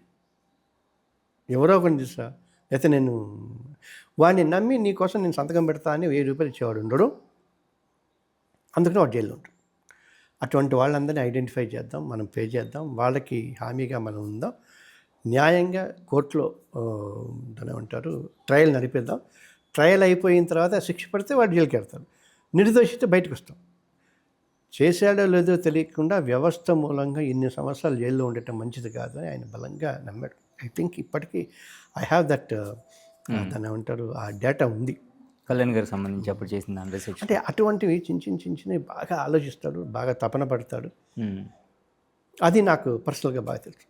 ఓకే. సో ఇంకా కొంతమందికి ఒక వెలితి అనేది ఉంది. అంటే మొన్న జనసేన పార్టీ క్లబ్ అయిన దగ్గర నుంచి వీళ్ళతోటి కూటమి ప్రభుత్వం దగ్గర నుంచి సో ఆయన సోలోగా చేస్తుంటే ఇంకా రిజల్ట్ వేరేలా ఉండేదేమో. సో ఈసారి కాకపోతే నెక్స్ట్ టర్మ్కి ఆయన సీఎం అయి ఉండేవారేమో అనేది ఒక మాట అయితే, సో చాలామంది కళ్యాణ్ గారి కోసం కోట్లు పెట్టి పార్టీ ఫండ్స్ ఇచ్చి ఆయన కోసం కష్టపడడానికి సిద్ధంగా ఉన్న వాళ్ళు కూడా ఉంటే సో అటువంటి వాళ్ళని ఆయన వరకు చేరనివ్వకుండా చేస్తున్నారు కొంతమంది ఆయన దగ్గర ఉన్న వాళ్ళు అనేది ఒకటి బాగా వినిపిస్తుంది అనమాట. జనరల్గా ఈ విషయం పెద్దగా తెలియదు. కారణం ఏంటంటే ఆయన్ని 10 ఏళ్ల తర్వాత వకీల్ సాబ్ అనే సినిమాలో ఆయన్ని కలిసాను అంతే. అది కూడా ఒక గంట సేపు మాత్రమే. So but he is doing his best. ఇవన్నీ తప్ప ఒక ఆయన నేను విన్నది అంటే ఆయన నిలబడ్డ అన్ని సీట్లలో గెలిచాడని 100% గెలిచాడని. ఈ అలయన్స్ కనుక లేకపోతే ఇది వచ్చేది కదా కదా, ప్రతిపక్షంలో ఉండేవాడు. ఆయన ఇప్పుడు అధికారంతో 100% అన్నా పని కనీసం 10% చేసినా అధికారం ఉంటేనే ఏదైనా చేయగలం సేవ చేయడం. ఏదైనా సరే. అది చేస్తున్నాడు అది. ఉమ్, సో అయినా ఒకటి కాయలున్న చెట్టుకే దెబ్బలు తప్ప ఉమ్, పని చేసేవారికే మాటలు. ఏ పని చేయకపోతే ఆగి కూర్చుంటే వాడి పని మాటలే ఉంటాయి. Um, I respect him that way. Um. So professor Kodandaram garu గురించి ఒక క్వశ్చన్ కనుక అడగాల్సుకుంటే, సో ఆయన కూడా సొంత పార్టీ స్థాపించిన తర్వాత సో ఇలాగే ఒక స్తబ్దుగా నిలబడిపోయారు. అటు అంటే బీఆర్ఎస్ పార్టీ నుంచి ఆయనకి సపోర్ట్ ఉండి తర్వాత వాళ్ళు పట్టించుకోకుండా. మర్చిపోయా. 2 పేర్లలో ఇంకో పేరు చేయాల్సి ఉంది, కోదండరామ్ గారు. ఉమ్, జేడి జేపీ కోదండరామ్ అవును, ఇందాక అనుకున్న వాళ్ళలో. ముగ్గురు సేమే. ఉమ్. అంటే వీళ్ళు స్టాండ్ ఎందుకంటే బలంగా తీసుకోలేకపోతున్నారు? అంటే ఫండ్స్ లేకనా, లేకపోతే రీజన్స్ ఏంటి? చిత్తశుద్ధి లేకంటారు పూర్తిగా. ఖచ్చితంగా ఉమ్, చిత్తశుద్ధి కనుక ఉంటే ఏముంటే ఎంత ఉంటే మనకి సరిపోదు కదా. ఉమ్, పార్టీ ఫండ్స్కి 1000 కోట్లు సరిపోద్దా? సరిపోదు. 100 కోట్లు సరిపోదు. కోటి సరిపోదు అంతే. ఉమ్, ఇప్పుడు అన్నా హజారేని ఆయన పిలుచుకొచ్చాడు కేజ్రీవాల్ అంటే, అన్నా హజారే ఎవరు? ఆ రాలేగావ్ సిద్దికి అనే ఒక ఊరిని, నీటి బొట్టు లేని ఊరిని సస్యశ్యామలంగా చేశాడు ఒక్కడు, అపర భగీరథులాగా. అదే అలాగే సుభాష్ పాలేకర్ అని ఆయన వ్యవసాయం, కొత్త రకమైన వ్యవసాయంతో ఒక ఆవు ఉంటే 1 ఎకరం వ్యవసాయం చేయొచ్చు. ఉమ్, వనజీవి రామయ్య నెత్తిన ఆయన పద్మశ్రీ వచ్చింది మొక్కలు. ఉమ్, తర్వాత మన మల్లిడి సత్యాన్ని గారు 70 ఎకరాలు అడవిని సృష్టించారు. ఉమ్, ఒక్క మనిషి కదా, ఒకే ఒక్క మనిషి. ఉమ్, దానికి గవర్నమెంట్లు కానీ మిగతా వాళ్ళు కానీ సపోర్ట్ సిస్టమ్ ఇచ్చి కోట్లకి ఇయ్యలేదు కదా. ఉమ్. అంటే ఒక మనిషి అనుకోవాలి. ప్రజెంట్ యూత్ విషయంలో తీసుకున్నట్లయితే చాలా వాటిలలో చాలా పాజిటివ్గా రెస్పాండ్ అవుతున్నారు కొన్ని విషయాల్లో. ఎగ్జాంపుల్ కృష్ణాష్టమి టైంలో మనకి ఏదైతే చేస్తున్న సర్వీస్ ఏదైతే ఉంటుందో, సో ఇలాంటివన్నింటిలో ముందుకు వస్తున్నారు. At the same time so negative impact వల్ల కూడా కొంత వాళ్ళలో ఒక పాయిజన్ లాంటిది ఫీల్ అవుతూ ఉంటుంది. సో ఇవి జరగకుండా ఉండాలి అంటే సో మీలాంటి వాళ్ళు ఎలాంటి సలహాలు ఇవ్వచ్చు? ఎవరు ఇస్తే, అంటే పేరెంట్స్ కావచ్చు, ఎడ్యుకేషన్ ఎటు నుంచి వస్తే రైట్ సైన్స్ వెళ్తే సో వాళ్ళు నెగిటివిటీ అనేది తగ్గే అవకాశం ఉంటుంది? గుడ్. చాలామంది అంటే కరెక్ట్ క్వశ్చన్ అడిగాము. నేను I also share this thing. ఈ మధ్య డాగ్స్ని అంటే వీధి కుక్కల్ని, రష్మి గారు రీసెంట్గా అవన్నీ ఉన్నాయి. ఆసరా అని ఒక ఆర్గనైజేషన్, పీపుల్ ఫర్ యానిమల్స్ అని ఒక ఆర్గనైజేషన్. కోర్టులో కేసు చేయటం, వాళ్ళు చేయటం, ఇది చేయటం జరుగుతుంది. చాలా ఇబ్బందిగా అనిపించింది. అంటే ఏది కరెక్ట్? ఇప్పుడు ఒక 3 వీధి కుక్కలు చిన్న పాపనో 3 ఏళ్ల వాళ్ళనో పీకు తింటుంటే చూస్తుంటే హృదయం దవించిపోతుంది. ఏదైనా పాము కరడానికి వచ్చి కొట్టి చంపేస్తాం. ఇట్లా రకరకాలుగా ఉన్నాయి. రెండు ఆర్గ్యుమెంట్లు కరెక్ట్ ఉన్నాయి. But at the same time police ఇన్వెస్టిగేషన్లో డాగ్ స్క్వాడ్ ఉంటుంది, మిలిటరీలో డాగ్ స్క్వాడ్ ఉంటుంది, ఇళ్ళకి సెక్యూరిటీ డాగ్స్ ఉంటాయి. మన ఇంట్లో 6 స్టే డాగ్స్. ఇవి మాకు సెక్యూరిటీ. 4 వాచ్మెన్లు పెట్టుకున్నా కూడా తక్కువే, ఇంకా ఎక్కువే. వీటిని అడాప్ట్ చేసుకుని మనలో పిల్లలుగా ఉంటే ఇంత విశ్వాసం ఉండదు. జనరల్గా ఏంటంటే వాటిని భయపెట్టి ఆకలి లాగా చూసాక దొక్కుపోయి అది చేసి యాక్సిడెంట్లలో రోడ్ల మీద చచ్చిపోయి తర్వాతనేమో వాటి తోకలకి టపాకాయలు కట్టి రాళ్లతో కొట్టి హింసిస్తే అవి వైలెంట్గా అయితే. అలా కాకుండా చేయటానికి ఒకటి అనుకున్నాం. నిన్న ఆసరా షెల్టర్ది ఐ థింక్ ఉండాలి, వందన అని ఆవిడ చేస్తారు. వాళ్ళ టీమ్ ఆఫ్ పీపుల్ ఉన్నారు, మంచి ఆ యూత్ వాళ్ళందరూ. నిన్న మహాశివరాత్రి. కాశీ చాలా పవిత్రం. కాశీ పట్టణానికి క్షేత్రపాలకుడు కాలభైరవుడు. విశ్వనాథుని చూడటానికంటే ముందు కాలభైరవుడిని చూస్తే కానీ అన్నపూర్ణమ్మని విశ్వనాథుని చూడటానికి వీల్లేదు. కాలభైరవుడు అంటే మనం అనుకునే డాగ్, కుక్క. అందుకు నిన్న ఏం చేసామంటే ఆ రోజున నా తరఫున, మా అమ్మాయి బర్త్డే కూడా, నా తరఫున ఆ కాలభైరవులందరికీ 140 కాలభైరవులు వాటన్నిటికీ అన్నప్రసాదాన్ని పెట్టించాం. అన్న అమ్మ పెట్టేటప్పుడు చెప్పు. మనం జనరల్గా ఏం చేస్తాం, వృద్ధాశ్రమాలకి, తర్వాత గోశాలలకి, పెళ్ళిళ్ళకి, వాటికి. అలాగే ఈ షెల్టర్లలో ఉన్న వాళ్ళకి తీసుకుంటే మంచి మంచి కుక్కల్ని వాటిని ఇంజురీ లేకుండా యాక్సిడెంట్ లేకుండా కొట్టకుండా హెల్దీగా ఉండి ఉన్న వాళ్ళని అడాప్ట్ చేసుకోగలుగుతాయి. అడాప్ట్ చేసుకుని వాళ్ళని జాగ్రత్తగా ట్రైన్ చేస్తే ఇదొక మెనాస్ లాగా కాకుండా ఇదొక చాలా సుప్రీంకోర్టు కూడా ఇన్వాల్వ్ అయ్యి చేయాల్సినంత అవసరం లేకుండా సమాజానికి ఒక ప్లస్ అవుతుంది. మీరు ఒక ఏ సీరియస్ చూడగానే ముందు అసలు ఒక డాగ్ వచ్చేస్తుంది పట్టుకుని. అవును, అంత ఇంపార్టెంట్ అయిన దాన్ని ఇమీడియట్గా కట్ చేస్తే దాన్ని హింసిస్తూ చంపేస్తూ పేకుతుంటుందని అంటే ఇందాక మనం అనుకున్నట్టుగా అవును, యూత్ డ్రగ్లో ఉన్నారు, సేవలో ఉన్నారు. యూత్ అందరిని అలా అనలేంగా. అవును, అయ్యా యూత్ అంతా పాడైపోయారా ఎట్లా అంటావు? యూత్ అంతా మంచివాళ్ళు ఎట్లా అంటావు? కాకపోతే చిన్న ప్రాబ్లం ఏమవుతుందంటే మనకి కుండెడ పాలల్లో కూడా ఒక చుక్క విషం ఉన్నా అది కొంత ఇది చేస్తుంది. అందుకని ఏం చేయాలి? విషాన్ని ఆపుతూనే ఒకవేళ ఆపలేని పక్షంలో ఈ కుండెడి పాలని ఇంకా ఎక్కువ చేస్తే దాని ఎఫెక్ట్ డైల్యూట్ అయిపోతుంది. సో మంచిని మనం ఎక్కువ చేయడానికి అవకాశం ఉంది. ఎందుకంటే చెడు చెప్పడం ఈజీ. ఇప్పుడు ట్రోల్ అన్నట్టుగా టక్మ ఏముంటుంది 4 ముక్కలు అంటే అనేసి అయిపోదు. అదే కరెక్ట్ ఏదైనా చేస్తే బాగుంటుంది అనటం అనుకోవటం చేయటం కష్టం. నాకు అంటే ఎందుకంటే యూత్ అంటే నా హోప్ అంతా యూత్ అని అంటే నేను ఐఎమ్ నౌ టర్న్డ్ ఇంటూ 70. 77 అంటే 77 ముదిమి అంటారు నా చేతులు. అరే ఇంకొంచెం 50లో ఉండింటే బాగుండేది, ఇంకో 20 ఏళ్ళు ఉండేది, కొంచెం ఎక్కువ చేసి ఉండేవాళ్ళవి అనుకున్నాను. కాకపోతే ఎక్కువ చేసి ఉండేవాళ్ళు, ఇంకా చేసి ఉండేవాళ్ళు. ఎందుకంటే ఎక్కువ ఇప్పటికే రాష్ట్ర ప్రభుత్వాలు అన్ని కోర్టులు సుప్రీంకోర్టులు చేయలేని ఇష్యూస్ని వాళ్ళు ఇచ్చిన జడ్జిమెంట్స్ని జనాల్లోకి తీసుకెళ్తూ చేయండి అమలు చేయండి అని చెప్పి అవేర్నెస్ తీసుకొస్తున్నాం. నెత్తినోరు కొట్టుకుని ఎక్కడో అక్కడ అవుతుంది. ఇప్పుడు నా యూత్ కనుక మొత్తం చదివేసేసుకుని అన్నీ చేసుకోగల. ఇప్పుడు నువ్వు ఉన్నట్టుగానే కృష్ణాష్టమి ఇస్కాన్ వాళ్ళు అందరికీ ప్రసాదం పెడుతున్నారు. 50 రూపాయలు పెట్టి కొనుక్కునే వాళ్ళకి కూడా కొనుక్కోలేని వాళ్ళు కడుపు నిండా ఉంటున్నారు. వాళ్ళు కృష్ణుడి పేరు అంటున్నారా, పరమాత్మ అంటారు. అది ఆ పరమాత్మని సాటిస్ఫై చేయటం కడుపులో ఉన్నవాడిని సరిపోతుంది. అదే దైవం. దానికి దోహదపడేవాడు యూత్కి ఫండ్స్ ఇచ్చేవాడు, 4 డబ్బులు ఉన్నవాడు. It's good. ఇప్పుడు మనం ఒక్కసారి చాలా ఇస్కాన్ టెంపుల్స్ దగ్గర చూస్తున్నట్లయితే ఆ రోజు పర్టికులర్గా కృష్ణాష్టమి రోజు పెద్ద సాఫ్ట్వేర్ ఎంప్లాయీస్ కూడా వచ్చే భక్తులకి వాళ్ళ కాళ్ళ జోళ్ళు తీసి బస్తాల్లో భద్రపరిచి వచ్చిన తర్వాత మళ్ళీ తిరిగి ఇవ్వడం లాంటివి. అంటే ఎడ్యుకేటెడ్ పీపుల్స్ ఎవరైతే ఉన్నారో సోకాల్ మనం అనుకుంటున్న ఈ యూత్ వాళ్ళు చేస్తున్న సేవ ఇది ఇంకా గనక ఎస్టాబ్లిష్ అయితే సో మీరు అన్నట్టుగానే దీన్ని ఎస్టాబ్లిష్ చేయటం ఇంకోటి సిస్టమ్. గురుద్వారాస్కి వెళ్ళారా మీరు? వెళ్ళాను నేను ఒకసారి అమృత్సర్కి వెళ్ళి అక్కడికి వెళ్ళి అన్ని జోళ్ళు ఇప్పి ఆ ప్లేట్లన్నీ కడిగి చేసి అలా అది లంగర్ అంటారు వాళ్ళు అక్కడ. అలాగే హిమాలయాల్లోనూ తర్వాత మఠాల్లోనూ భోగ్ అంటారు.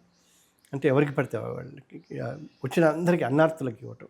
తర్వాత అంటే అన్ని పెద్ద ఆశ్రమాల్లోనూ ఉచితంగా అన్నప్రసాదాలు ఇవ్వటం. అన్ని ఎవ్రీవేర్ ప్రతి చోట అట్లా. తిరుపతి చూడండి, యాదగిరి చూడండి, ప్రతి చోట. అంటే ఆకలితో ఎవరు పడుకోకూడదు అన్నది మన ధర్మం ఉద్దేశం. దానికి యూత్ కనెక్ట్ అవుతున్నారు. అలాగే గుళ్ళకి ఎక్కువ పెడుతున్నారు. ఈ మధ్య ఫ్యూజన్ అంటే వెస్టర్న్ ఇండియన్ క్లాసికల్ కాకుండా ఫ్యూజన్ అని చెప్పేసి భజన్ క్లబ్బింగ్ అంటున్నారు. అంటే రోజులు మారుతున్నాయి కదా. ఇప్పుడు మీరు బూట్లన్నీ తీసేసి వచ్చేసి కాళ్ళు కడుక్కుని కూర్చుని కాకుండా even with shoes and all that మనసు పవిత్రంగా ఉంటే సరిపోతుంది. యూ కెన్ ప్రే గాడ్ అని. ఓకే, సెవెరల్ థింగ్స్ ఉన్నాయి. అవును. అంటే ఖచ్చితమైన కఠినమైన కఠోరమైన నియమాలు లేకుండా ఆత్మని పరమాత్మని లింక్ చేసుకోగలిగితే మీరే భగవంతుడు, మీ ద్వారా మంచి జరుగుతుంది కదా. So that's what youth has to do it.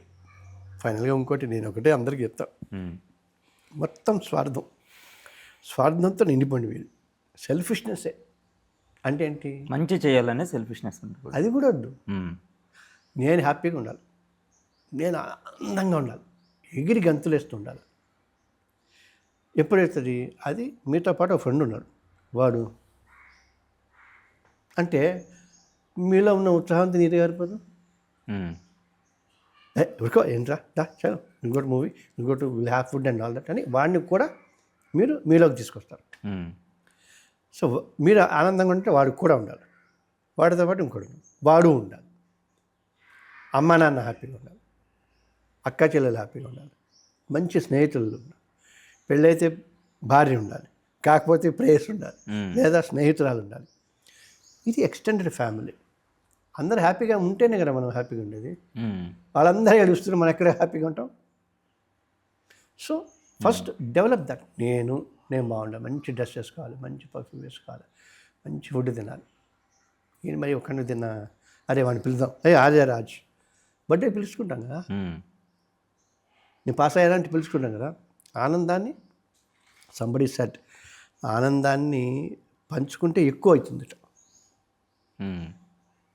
అందుకని you can share the happiness. దుఃఖం ఉంది ఎవరికి పంచుకోకుండా ఆలోచిస్తే అయిపోతుంది. రీసెంట్గా పవన్ కళ్యాణ్ గారు తర్వాత అఖండ 2 సినిమాతోటి, అఖండ 2 సినిమాతోటి హిందూ సనాతన ధర్మాన్ని జనాల్లోకి ఇంకా తీసుకొస్తూ ఇంకా ఎస్టాబ్లిష్ చేస్తూ కొన్ని ప్రయత్నాలు జరుగుతున్నాయి. అట్లాగే సినిమా ద్వారాగా బాలకృష్ణ గారు కూడా చెప్పారు. సో ఇలా కొన్ని స్పిరిచువల్ మూవీస్ వస్తున్నాయి ఈ మధ్యకాలంలో చూసుకున్నట్లయితే. సో ఈ జానర్ ఆఫ్ సినిమాలు కనుక వచ్చి ఇవి సో అందరికీ యూనిక్ కాన్సెప్ట్స్. అంతే. అంటే ఒక మతానికో లేకపోతే ఒక ప్రాంతానికో ఒక వ్యక్తికో సంబంధించింది కాదు. చెడు చేయకండి అని చెప్తున్నాను. ఫస్ట్ పాయింట్ ఏంటి? చెడు చేయకండి, చెడు చేస్తే అనుభవిస్తారు. కర్మ. మన అందరి దేవీ దేవతల చేతుల్లో ఆయుధాలు ఉంటాయి, అది మర్చిపోతారు. చెప్పేవాళ్ళు మర్చిపోతారు, చూసేవాళ్ళు మర్చిపోతారు. గీతలో భగవంతుడు కృష్ణుడు ఏమంటాడు? సంధికి వెళ్ళమంటాడు. Mediation, A D R concept, mediation, out of the court settlement అంటారు. వెళ్ళాడు, 5 ఏళ్ళు ఇవ్వమన్నాడు. సూది ఇమ్మన్నా కూడా ఈయనన్నాడు, అర్ధరాజ్యం కాదు, అది కాదు, ఇది.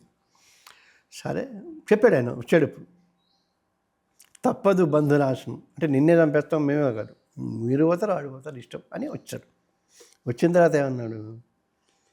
యుద్ధం తప్పట్లేదు, యుద్ధం చేయమన్నాడు. యుద్ధం ఎలాగైనా చేయమన్నాడు, గెలవాలన్నాడు. అబద్ధం చెప్పి అశ్వత్థామ హతః అనమన్నాడు.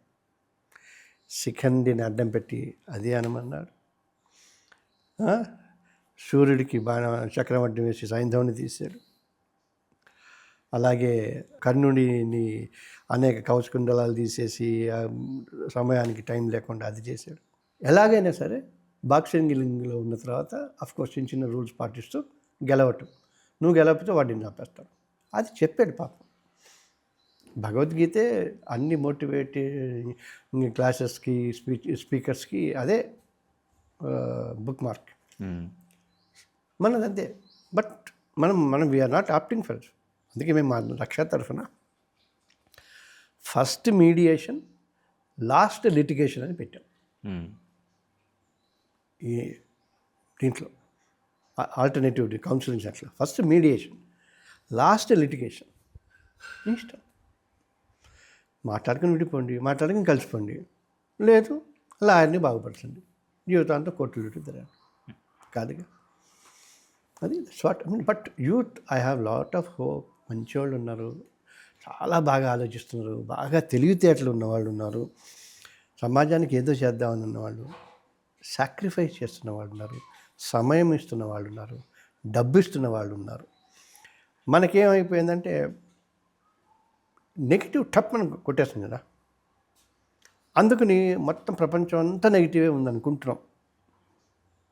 నెగిటివ్కి పెద్ద పబ్లిసిటీ. అందుకే ఎవడో అన్నాడు, కళ్ళు దుకాణం ఊరవతలు ఉన్న సైకిల్ వేసుకుని స్కూటర్ వేసుకుని ఎడతట్ట. అదే పాలవాడు పొద్దున్న లేకుండా సైకిల్ వేసుకుని అన్ని పాలు తలిపి అమ్మా పాలు అంటే మంచి ఏమో అలా పంచాలి, చెడు పంచకెలా వచ్చేస్తాయి. ఇంతసేపు మనం మాట్లాడుకుంది అది. So let us spread the happiness, good thing, positiveness, fearlessness. భయం అన్నిటికీ మొలకాలి. టెంపర్ సినిమా క్లైమాక్స్లో జూనియర్ ఎన్టీఆర్గా డైలాగ్ ఉంటుంది. సో మేము అనుకుంటే వెంటనే తప్పు చేసేస్తున్నాము, సో వెంటనే శిక్షించే ఇది మీకుందా అని చెప్పేసి ఒక క్వశ్చన్ వేశారు. దాంట్లో చెప్పిన ఒక పాయింట్ జనరల్గా అది జ్యుడిషియల్ సిస్టానికే సంబంధించి వేసిన క్వశ్చన్ యాక్చువల్గా. అంటే మన సొసైటీలో ముఖ్యంగా మన ఇండియాలో మిగతా దేశాల కంటే చూసుకున్నట్లయితే మన దగ్గర ఎందుకు కొన్ని సంవత్సరాల పాటు ఒక కేసు పెండింగ్లో ఉంటుంది. అది చిన్నది పెద్దది అనేది పక్కన పెట్టేస్తే, సో అంటే కేసు ఎలాంటిదన్నా సరే పెండింగ్ ఉంటుంది. సో ఒక తప్పు చేసేసి వాడు ఏమైనా చేసేయచ్చు, లేకపోతే జైల్లో పెట్టేసినా కూడా మాకేమి పర్వాలేదు అనే ఒక మైండ్ సెట్ తయారైపోతుంది చాలామందిలో. ఒక క్రిమినల్ మెంటాలిటీ మైండ్ సెట్. అలా కాకుండా తప్పు చేసిన వాడిని మీరు ఇంతకుముందు మనం అనుకున్నట్లు, మీరు ఒక సిస్టమ్ అనుకున్నట్టు యాజ్ సూన్ యాజ్ పాసిబుల్ వేసిన తప్పుకి శిక్ష పడాలి. అప్పుడు నెక్స్ట్ చేసేవాడికి భయం ఉంటుంది. ఈ సిస్టమ్ ఎందుకు మన జ్యుడిషియల్ సిస్టంలో అంత లెంతీ టైం తీసుకుంటుంది అంటే ఏ ప్రాసెస్లో డిలే అవుతున్నాయి. సో చాలా కేసెస్ ఇప్పుడు పెళ్ళైన 3వ రోజు నుంచి 4వ రోజు నుంచి పారాన్ని కూడా ఆరకముందే కోర్టు మెట్లు ఎక్కుతున్న కపుల్స్ ఉన్నారు ఇప్పుడు సొసైటీలో. అడగట్లేదు ఎవరు, లా చదువుకోవట్లేదు, జడ్జిల్ని ప్రశ్నించట్లేదు. 23 రోజుల్లో రేప్ చేసిన మనిషికి మరణదండన విధించారు. 9 రోజుల్లో పోలీసులు ఇన్వెస్టిగేషన్ కంప్లీట్ చేశారు అని అది లేదుగా. అది మనకి దృష్టిలోకి రాదు. అమర్నాథ్ గౌడ్ అని మన హైకోర్టు జడ్జి ఇక్కడే నుంచే పాస్ అయ్యాడు, సిక్కింకి చేశాడు. ఆయన అసలు రికార్డ్ బ్రేక్. ఎవరో ఇంటర్వ్యూ కూడా చేశారు ఆయన. అవి బయటికి రావట్లా. శిక్ష పలానా రోజు శిక్ష హెడ్లైన్స్ అయినా 9 రోజుల్లో ఇన్వెస్టిగేషను, 13 రోజుల్లో మొత్తం ట్రయల్ కంప్లీట్, 3 రోజుల్లో జడ్జిమెంటు. మళ్ళీ ఆర్గ్యుమెంట్ అడ్డదిడ్డంగా ఆర్గ్యుమెంట్ చేసేవాళ్ళు. ఇది ఇక్కడ ఊరేసినా కూడా మనది high court confirmation, supreme court confirmation, president భిక్ష కదా అంటారు. అందుకే కొన్నిసార్లు ఎన్కౌంటర్లు జరుగుతుంటాయి. ఎన్కౌంటర్లు జరిగినప్పుడల్లా అందరూ ఇది చేస్తుంటారు. బట్ ఏదైనా మన రైట్ని, మన హక్కుని గట్టిగా అడగలేకపోతే సఫర్ కావాల్సింది. కోర్టులో ఫ్యామిలీ కోర్టులో ఇప్పుడు 30 రోజుల్లో 3 నెలల్లో సమ్మరీ ప్రొసీడింగ్స్లో కావాలని ఫ్యామిలీ కోర్ట్ యాక్ట్ ప్రకారం 84 అంటే 42 ఏళ్ల క్రితం వచ్చింది. బట్ ఒక్కో కేసు 5 ఏళ్ళు, 6 ఏళ్ళు, 3 ఏళ్ళు నడుస్తున్నాను. అడిగేవాడు లేడు. అలాంటి వెళ్ళినప్పుడల్లా గొడవ పెట్టుకుని వస్తూ ఉంటాం. చాలా కేసులు ఉన్నాయి, చాలా ఇది కేసు కాదా అని. బట్ దానివల్ల ఇంకో 4 మోటివేట్ అయ్యి చేస్తున్నారు. అదే that what we wanted to ఇంకా అవేర్నెస్ చేసి జనాల్ని చదువుకోవాలి, ఖచ్చితంగా చదువుకోవాలి. తెలియదు లేదు కారణాలు. నేను మంచివాడంటే మొత్తం మీడియాని అంతా దరిద్రం అంటే ఎట్లా? మీడియా ఉండటం మూలంగా కదా కొన్ని తెలుస్తున్నాయి. నువ్వు ఓన్లీ మీడియాని నెగిటివే చూస్తాను. స్టింగ్ ఆపరేషను, బ్లాక్ మార్కెటింగ్, అడ్వర్టైజ్మెంట్లు, జీతాలు ఇవ్వకపోవటాలు, షిఫ్టింగ్లు అన్నీ ఇవే మాట్లాడితే ఎట్లా? మీడియా వల్ల తప్పిపోయిన ఒక పాపో బాబో 48 గంటలు 24 గంటలు దొరికిన కేసులు ఉన్నాయి. పెద్ద పెద్ద హత్యలు చేసిన వాళ్ళు, దొంగతనాలు చేసిన వాళ్ళు దొరికిన కేసులు ఉన్నాయి. వైట్ కాలర్స్ అఫెన్సెస్ చేసిన వాళ్ళు ఉన్నాయి. కరప్షన్ ప్రాక్టీసెస్లో ఉన్న వాళ్ళు ఉన్నారు. ఇవి పాజిటివ్ సైడ్గా మేము తక్కువ మాట్లాడతాం, నెగిటివ్ ఎక్కువ ఇష్టం మనకి ఎక్కువ. ఎదుటి అంటే ఇచ్చింగ్ అనేది ఎద్దుపుండి కాకు రుచి అని అట్లా. Let us speak positive. చూద్దాం. ఆ ట్రోలింగ్ చేసేవాళ్ళు కూడా విసిగిపోరు వాళ్ళు పాపం. అది ఏం పెద్ద ఎఫెక్ట్ ఏం లేదే అని దానికి రిప్లై ఇస్తేనే కదా మళ్ళీ అదే కదా డిస్కషన్.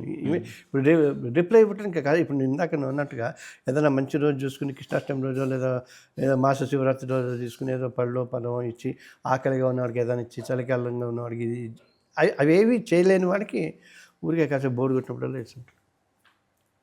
ఇప్పుడు ఎవరి పని వాళ్ళు చేయాలిగా. వాడికి వచ్చింది అది, అదే చేయగలడు. ఆనందం కూడా వాడి ఆనందాన్ని ఎందుకు అంటాను? బర్డెన్ షిఫ్ట్ కాకుండా, అంటే షిఫ్ట్ చేయకుండా.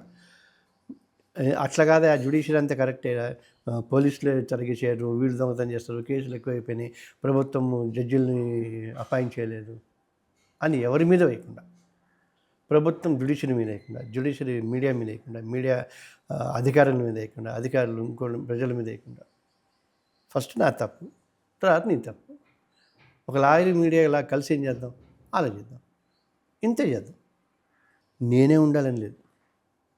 మంచి చెప్పడానికి సివిఎల్ గారే ఉండాలి, ఆయన 50 ఎపిసోడ్లు చేయాలనుకున్నా.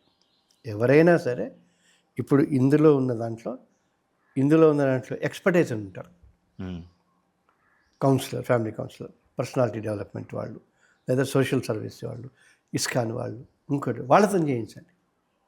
అసలు అంటే మనకి ఇందాక అన్నట్టుగా శివాజీ అన్సర్వేషన్ డైల్యూట్ అయిపోయింది కదా, నాకు ఫ్రెష్ జస్ట్ చెప్తా అని నన్ను అన్నట్టుగానే ఆశ్వాసంగా చెప్పి ఆశ్ర పాతికేళ్ళకి ప్రజలకి అదే కావాలి, టీఆర్పీలకి మీడియాకి అదే కావాలి, ఇంకోళ్ళకి అదే కావాలి.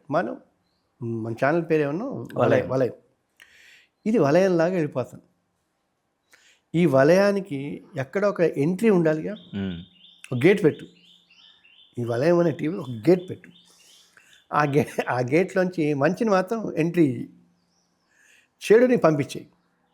ఒకవేళ చెడు కూడా సార్ అట్లా అయితే అన్ని మంచి అంటే మేము ఇంక భక్తి టీవీ పెట్టుకోవాల్సిందే అని అనుకుంటే చెడుని తీసుకొచ్చి కాసేపు టీఆర్పీ పెట్టుకుని టీఆర్పీ అయిపోయిందా చెడుని బయట పంపించి క్లోజ్ చేసి.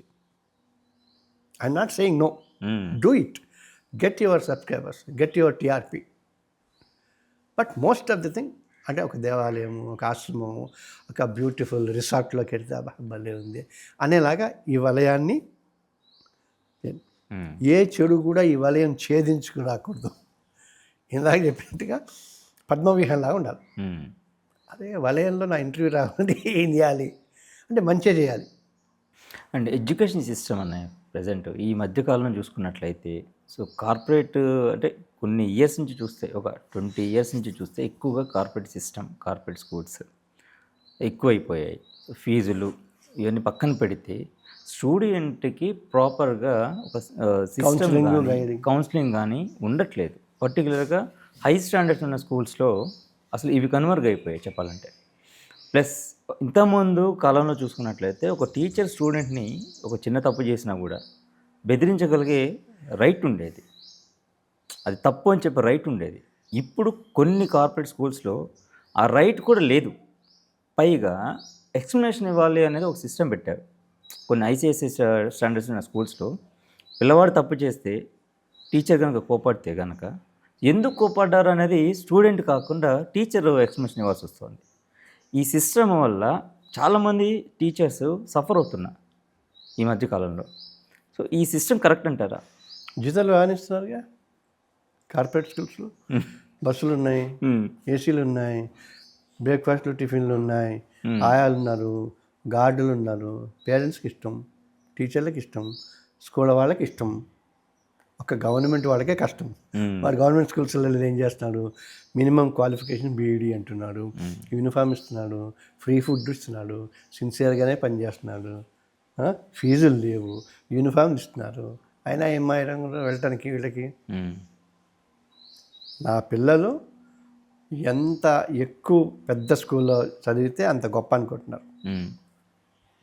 గవర్నమెంట్ మన మధ్య ఢిల్లీలో కేజ్రీవాల్ గవర్నమెంట్లోనే అనుకుంటే ఏదో పెద్ద ఒక మన గవర్నమెంట్ స్కూల్ని అత్యద్భుతంగా తీర్చిదిద్దారు. మన దగ్గర తెలంగాణలో కూడా ఏదో ఉంది స్కూల్స్ అంటే లేదు, there are schools. Only thing is వీళ్ళని ఏం లేదు, ఆ డిస్ట్రిక్ట్ కలెక్టరు, తర్వాత ఎంఆర్ఓ, కార్పొరేటర్, పొలిటికల్ అండ్ ఎగ్జిక్యూటివ్లో ఉన్న ఆఫీసర్స్, పోలీసు ఆఫీసర్స్ పిల్లలు అందులో చదవాలన్న ఒక రూల్ ఇస్తే సరిపోతుంది. అన్నీ సర్దుకుంటాయి ఓకే గవర్నమెంట్ స్కూల్స్లో. లేకపోతే వందల వేల స్కూల్స్ మూర్తపడిపోతున్నాయన్న బాధకరం. అంతే. Education cannot be A business, health cannot be A business. రెండే కావాలి ఇక్కడ, హెల్త్, ఎడ్యుకేషన్. మిగతా నక్కల. ఎందుకంటే హెల్త్ ఎప్పుడు ఉంటుంది, అన్నం ఉంటేనే ఉంటుందా. సో హెల్త్ ఉందంటే అన్నం ఉన్నట్టే లెక్క. ఆఖరి హెల్త్, ఎడ్యుకేషన్, ఈ రెండింటికి అసలు లేకపోతే వాడు లైసెన్సుల కోసం, వాటి కోసం, వీటి కోసం, బస్సులు తగలబడిపోవటం కోసం, పిల్లలు కొట్టడం కోసం, పోలీసులు సగానికి సగం పడిపోతుంది. ఈ బడ్జెట్ అంతా దానికి పెట్టచ్చు గవర్నమెంట్ స్కూల్స్లలో వాటికి. ఈ రెండింటిని వీటికి గవర్నమెంట్ స్కూల్ పెట్టమని, ఫీజు పెట్టమని చెప్పాలి. ఓకే, ఉన్నాయి, అన్ని చట్టాలు ఉన్నాయి. పేరెంట్స్ను వాళ్ళు కలిసి పేరెంట్స్ కమిటీ ఏదో అంటారు, కానీ పేరెంట్స్ కమిటీను మేనేజింగ్ కమిటీ ఇద్దరు కలిసి ఒక కమిటీ వేసుకొని వచ్చిన ఫీజులో సమ్ X% స్కూల్ డెవలప్మెంట్కి ఏవో ఉన్నాయి. బట్ ఎవరికి ఒప్పుకుంది? ఎవరో 10 మంది పేరెంట్స్ స్ట్రైక్ చేస్తే వాడు బలం ఉంటే వాడు, వీడు బలం ఉంటే వీడు, మధ్యలో లీడర్ ఉంటే లీడరు, పొలిటీషియన్ ఉంటే పొలిటీషియన్, ఆల్ వలయం. సో మీకు సంబంధించిన ఒక క్వశ్చన్, జనరల్గా సినిమా ఇండస్ట్రీ అంతా కూడా అటువైపు ఉంది. మన ఫిలిం నగర్, నానక్రామ్ కూడా ఇంకా వెళ్తే అటువైపు ఉంది. అండ్ చిత్రపురి కాలనీలో చాలామందికి ఇల్లు ఉన్నాయి. అన్నీ వదిలేసి మీరు ఒక్కరే ఇంత దూరం వచ్చి ఉండడానికి ఎనీ స్పెసిఫిక్ రీజన్? భగవంతుడు. అంటే ఆయన నాకు అన్ని చిత్తపురి కాలనీలో అప్లికేషన్ పెట్టేటప్పుడు ఒక కండిషన్ ఉండేది. అంటే నీ పేరు మీద కానీ నీ భార్య పేరు మీద కానీ ఇల్లు ఉండకూడదని. అప్పటికే నాకు ఉన్నాయి. సో అందుకే అప్లికేషనే పెట్టరు. 2 ఏళ్ల క్రితమే సికింద్రాబాద్ స్టేషన్ దగ్గరే ఉండేవాడిని. అవును. అక్కడి నుంచి ఇక్కడ రావడం కారణం ఏంటంటే నాకు మొక్కలంటే ఇష్టం. అక్కడ కూడా టెర్రస్ గార్డెన్ పెట్టేవాడు. ఇక్కడ నా కూరగాయలన్నీ నేనే పండించుకుంటున్నా. దేవుడికి కావాల్సిన పూలన్నీ వస్తున్నాయి. అడపాదడప పళ్ళు వస్తున్నాయి. ఒక 6 కాలభైరవులు ఉన్నారు. వాళ్ళని చూసుకుంటూ ఉంటాం. సో చాలా హాయిగా ఉంది. ఎప్పుడన్నా మీలాంటి స్నేహితులు వస్తే 40 ఏళ్ల క్రితం మీరు ఫస్ట్ సినిమా కదా 86లో మహర్షి అని అక్కడి నుంచి అడిగితే అవన్నీ గుర్తు తెచ్చుకుని షేర్ చేసుకోవటం హాయిగా ఉంటుంది. ఇందాక చెప్పనే నేను హ్యాపీ, నాతో వచ్చిన వాళ్ళు హ్యాపీ. ఇప్పుడు చిత్రపురి కాలనీలో ఇల్లు ఉండాలి అంటే ఇంకెక్కడ ఉండకూడదు అప్పటి వరకు అనేది ఒక పాయింట్. బట్ ఉన్నవాళ్ళు కూడా ఉన్నట్టున్నారు కదా దాంట్లో చాలామంది. ఉన్నవాళ్ళు ఉన్నారు, సినిమా వాళ్ళు కాని వాళ్ళు ఉన్నారు, అన్నీ ఉన్నాయి. అది 23 ఇష్యూస్ కూడా ఏదో 23 క్రిమినల్ కేసులు ఉన్నాయి. ఆ కేసులో ప్రెసిడెంట్ ఒక 2 నెలలు జైలుకి వెళ్ళి వచ్చాడు. తర్వాతనేమో కొన్ని వందలు కాదు వేల కోట్ల స్కామ్ సంబంధించి అందరూ ఇన్వాల్వ్ అయితే ఎట్లా అవుతారు? ఇప్పుడు కొంతమంది ఇన్వాల్వ్, అన్ని పొలిటికల్ పార్టీలు ఉన్నాయి, అన్ని ఆర్గనైజేషన్స్ ఉన్నాయి. ఎవడో ఒకడో ఇద్దరు ఇబ్బంది ఉంటే సిస్టమ్. సో ఎంత అయినా సరే సో అక్కడ ఉంటే ఏదో ఒక డిస్టర్బెన్స్ ఉంటుంది అన్న ఒక పర్టికులర్ రీజన్ అండ్ మీకు సంబంధించి మీకు లైఫ్ స్టైల్ సో మీకు నచ్చినట్టు ఉండాలి అనేది సో ఇంత దూరం వచ్చి ఉండడానికి ఒక ప్రధానమైన కారణం. అంటే నేను అనుకున్నాను, మా శ్రీమతి అన్నీ అరేంజ్ చేసి పెట్టింది, అన్నీ హాయిగా. మాకు చెప్పా కదా ఏవి బయట నుంచి కొనుక్కునే ప్రసక్తి లేదు. ఈ హాల్ కూడా ఎంతసేపు ఎప్పుడైనా ఏ భజనలో ఏదన్నా కూర్చొని చేసుకోవటానికో లేదా పిల్లలు మనల్ని ఆడుకోవటానికో. సో ఫైనల్గా సొసైటీ పరంగా కానివ్వండి, సినిమా ఇండస్ట్రీకి వచ్చే any technician, artist technician, so వీళ్ళిద్దరికి సంబంధించి సో ఒక మెసేజ్ పాయింట్ ఆఫ్ వ్యూలో చెప్పాలంటే సివిఎల్ నరసింహారావు గారు ఏం చెప్తారు? ఇదొక ఆక్యుపేషన్ లాగా రావాలి, అంటే ఒక ఉద్యోగం లాగా రావాలి. టీచర్కి అయితే బిఏడి చేసుకోవాలి, ఇంకోటి అయితే ఇంకోటి చేసుకోవాలి. ఇక్కడ ఏది అక్కడ లేకుండా ఒక గ్లామర్. దీన్ని ఏమంటారంటే ప్రొడ్యూసర్ని డ్రీమ్ మర్చెంట్స్ అంటారు, కళల బేహారులు అంటారు. అంటే కళల్ని అమ్ముతారు. ఆ కళలకి కళ కంటానికి కానీ పెట్టక్కలేదు కదా. కళ్ళు మూసుకుంటే అత్తారింటికి దారిలో పవన్ కళ్యాణ్ రైమంటే వస్తారు, 8 మంది ఉంటారు. ఆ కళ ఇవన్నీ ఈ యాంగిల్ ఇక్కడికి వచ్చేసి వీళ్ళందరినీ చూడొచ్చు, అలా ఉండొచ్చు. ఇవాళ కాకపోతే రేపు. ఇప్పుడు నేను ఇందాక చిరంజీవి గారికి ఏం లేదుట, ఆయన వచ్చారట. రవితేజ గారికి అసలు ఏం లేదుట, మరి నేను ఎందుకు కాకూడదు అని ముఖ్యంగా వస్తుంటారు. అలా వచ్చే వాళ్ళ జీవితాలన్నీ నాశనమైపోతాయి. ఎవరైనా నేను జూనియర్ ఆర్టిస్ట్గా కావాలి అని అంటే రండి. ఏది రోజుకి 1100 1200 ఇస్తారు. లైట్లు మోయాలి అనుకుంటే రండి. అసిస్టెంట్ కావాలంటే రండి. ఇవి మీ ఊళ్ళల్లో ఉన్నాయి. మీరు వ్యవసాయం చేసుకుంటే ఉంది, మీరు చిన్న చిన్న దుకాణాలు పెట్టుకుంటే ఉంది, చిన్న చిన్న ఉద్యోగాలు చేసుకుంటే ఉన్నాయి. సినిమా అన్నది గ్లామర్. ఎవరికో 100కో 1,00,000 అంటే 1,00,000 మంది జీవితాలు పాడైపోతే ఒక్కడు బాగుంటాడు. ఈక్వేషన్ వేసుకోండి. ఓకే. ఇప్పుడు మనం యూపీఎస్సీ ఎగ్జామ్స్లలో ఏదో 730 పోస్టులు ఉన్నాయి, దానికి 1,00,000 మంది 10 లక్షల మంది అప్లికేషన్స్ వచ్చాయి అంటారు కదా. సో ఈ రేషియోలో ఉంటుంది. ఇంకా అదృష్టాన్ని నమ్మినవాడు, భగవంతుడిని నమ్మినవాడు అనుకుంటే అంతా వాడిదయ, నేను చిరంజీవిని ఇద్దామని వచ్చాను, సివిఎల్ అయ్యాను అనుకుంటే ఓకే అది అంటే. బట్ నాకెందుకు, కాకపోతే కొంతమందికి అస్సలు ఇండస్ట్రీకే రావద్దు అన్నట్టుగా నా మాటలు కనుక అనిపిస్తే, eat cricket, sleep cricket, dream cricket లాగా అట్లా డ్రీమ్ అయిన వాళ్ళు సినిమాలు చూడండి, పుస్తకాలు చదవండి, కష్టపడండి. మీరు ఏ ఫీల్డ్లో కావాలనుకుంటే ఆ ఫీల్డ్లో ఎక్స్పీరియన్స్ని అంటే ప్రాముఖ్యతని ప్రావీణ్యతని సాధించి ది బెస్ట్ రా, అతను ఆర్టిస్ట్ ఉండాలి, కెమెరామెన్గా ఉండాలి, అతన్ని మేము మిస్ అయిపోతున్నాం అనేలాగా మీరు టాలెంట్ని డెవలప్ చేసుకుంటే ఎవడు కొట్టలేడు. అది కూడా చెప్తాను నేను. రాజీ పడిపోయి కాదు, అర్థం చేసుకుని బతకండి. మీ టైం వచ్చినప్పుడు రండి, వస్తుంది టైం. ఉద్యోగం చేసుకోండి, బిజినెస్ చేసుకోండి, 50 కోట్లు సంపాదించండి, మీ పేరు మీదే మీ బాడీ లాంగ్వేజ్ తగ్గట్టుగా కథ రాసుకోండి. If you wanted to be a hero చేయండి. 10 కోట్లు ఉన్నాళ్ళు అయిపోయినా వచ్చినా అప్పుడు హిట్ అవుతాయి. ఇప్పుడు 50 కోట్లు వస్తాయి మళ్ళీ సినిమాలు. ఓకే. బట్ ఏదో అంటే మిడతల్లాగా మా దీపం చుట్టూ ఉండే తిరిగే పురుగుల్లాగా మాత్రం రాకండి. అది మాత్రం ఇంపార్టెంట్. అసలు నన్ను అడిగితే దీనికి ఒక కౌన్సిలింగ్ సెంటర్ ఇండస్ట్రీ వాళ్ళు పెట్టాలి. ఎంటర్ కాగానే ఇప్పుడు అందరూ 2 లక్షలు 3 లక్షలు అంటున్నారు కదా, ఏ ఫీల్డ్ సార్ నాకు కార్డు కావాలని అనుకో, కార్డు కానీ ఓకే కార్డు కానీ ఇక్కడ ఇంతవరకు ఉంటుంది, ఇంత డబ్బు ఉంటుంది, ఇన్ని గొడవలు ఉంటాయి, ఇన్ని కష్టాలు ఉంటాయి, నువ్వేంటి నీ ఫ్యామిలీ ఏంటి అని చెప్పి కౌన్సిల్ చేసి అప్పుడు కార్డు ఇవ్వాలి. అంతేగాని నువ్వు లైన్లో ఉన్నావు నీ కార్డు ఇచ్చి 3 లక్షలు తీసుకో, నీకు ఒక కార్డు ఇచ్చి అని కార్డు పట్టుకుని ఏం చేస్తాడు వాడు. సో నాకు తెలిసినంత మటుకి మిమ్మల్ని ఇబ్బంది పెట్టలేదని అనుకుంటున్నాను. అండ్ మీ నుంచి సో మా ఛానల్కి అద్భుతమైన విషయాలు వచ్చాయి. సో మరొక ఎపిసోడ్తో మళ్ళీ కలవాలనే ఆశ అయితే ఉంది నాకు. సో అవకాశం మీరు ఇస్తారా లేదా అనేది నేను చేస్తా. అయితే ఒక కండిషన్ ముందే చెప్తాను, ఇది ఎడిట్ చేస్తావో లేదో తెలియదు కానీ ఇందాక నేను చెప్పినట్టుగా ఈ వలయంలోకి ఒక మంచి వాడిని లాగుదాం. ఓకే. లాగిన తర్వాత సార్ మన ఇంటర్వ్యూ చేసిన తర్వాత ఇది జరిగింది, బాగా జరిగింది, వాళ్ళతో కూడా వాళ్ళతో ఇంటర్వ్యూ చేసుకో, అట్లాగే నీ స్టైల్లో చేసుకున్న తర్వాత వీలైతే వాళ్ళిద్దరము లేకపోతే మళ్ళీ మన ఇద్దరం ఇంకొకళ్ళు ఎవరైనా వస్తారో మంచివాళ్ళు అని అనుకో. ఇంకో కండిషన్ కూడా చెప్తున్నా, ఆ ఇంటర్వ్యూ నీకు టీఆర్పీ పెంచేలాగా ఉందనుకో అప్పుడే పిలు. మంచి కూడా విత్ ఎమోటివ్. నేను చెప్పే కదా ఇందాక అనుకున్నట్టు కానీ అన్నీ పుణ్యం పురుషార్థం దక్కేలాగా చేద్దాం. Okay. Okay. So thank you అన్నయ్య, thank you so much. Thank you so much. So viewers చూశారు కదా, సివిఎల్ నరసింహారావు గారు చెప్పిన అద్భుతమైన విషయాలు. సో మరొక గెస్ట్తో మళ్ళీ కలుద్దాం. నమస్తే.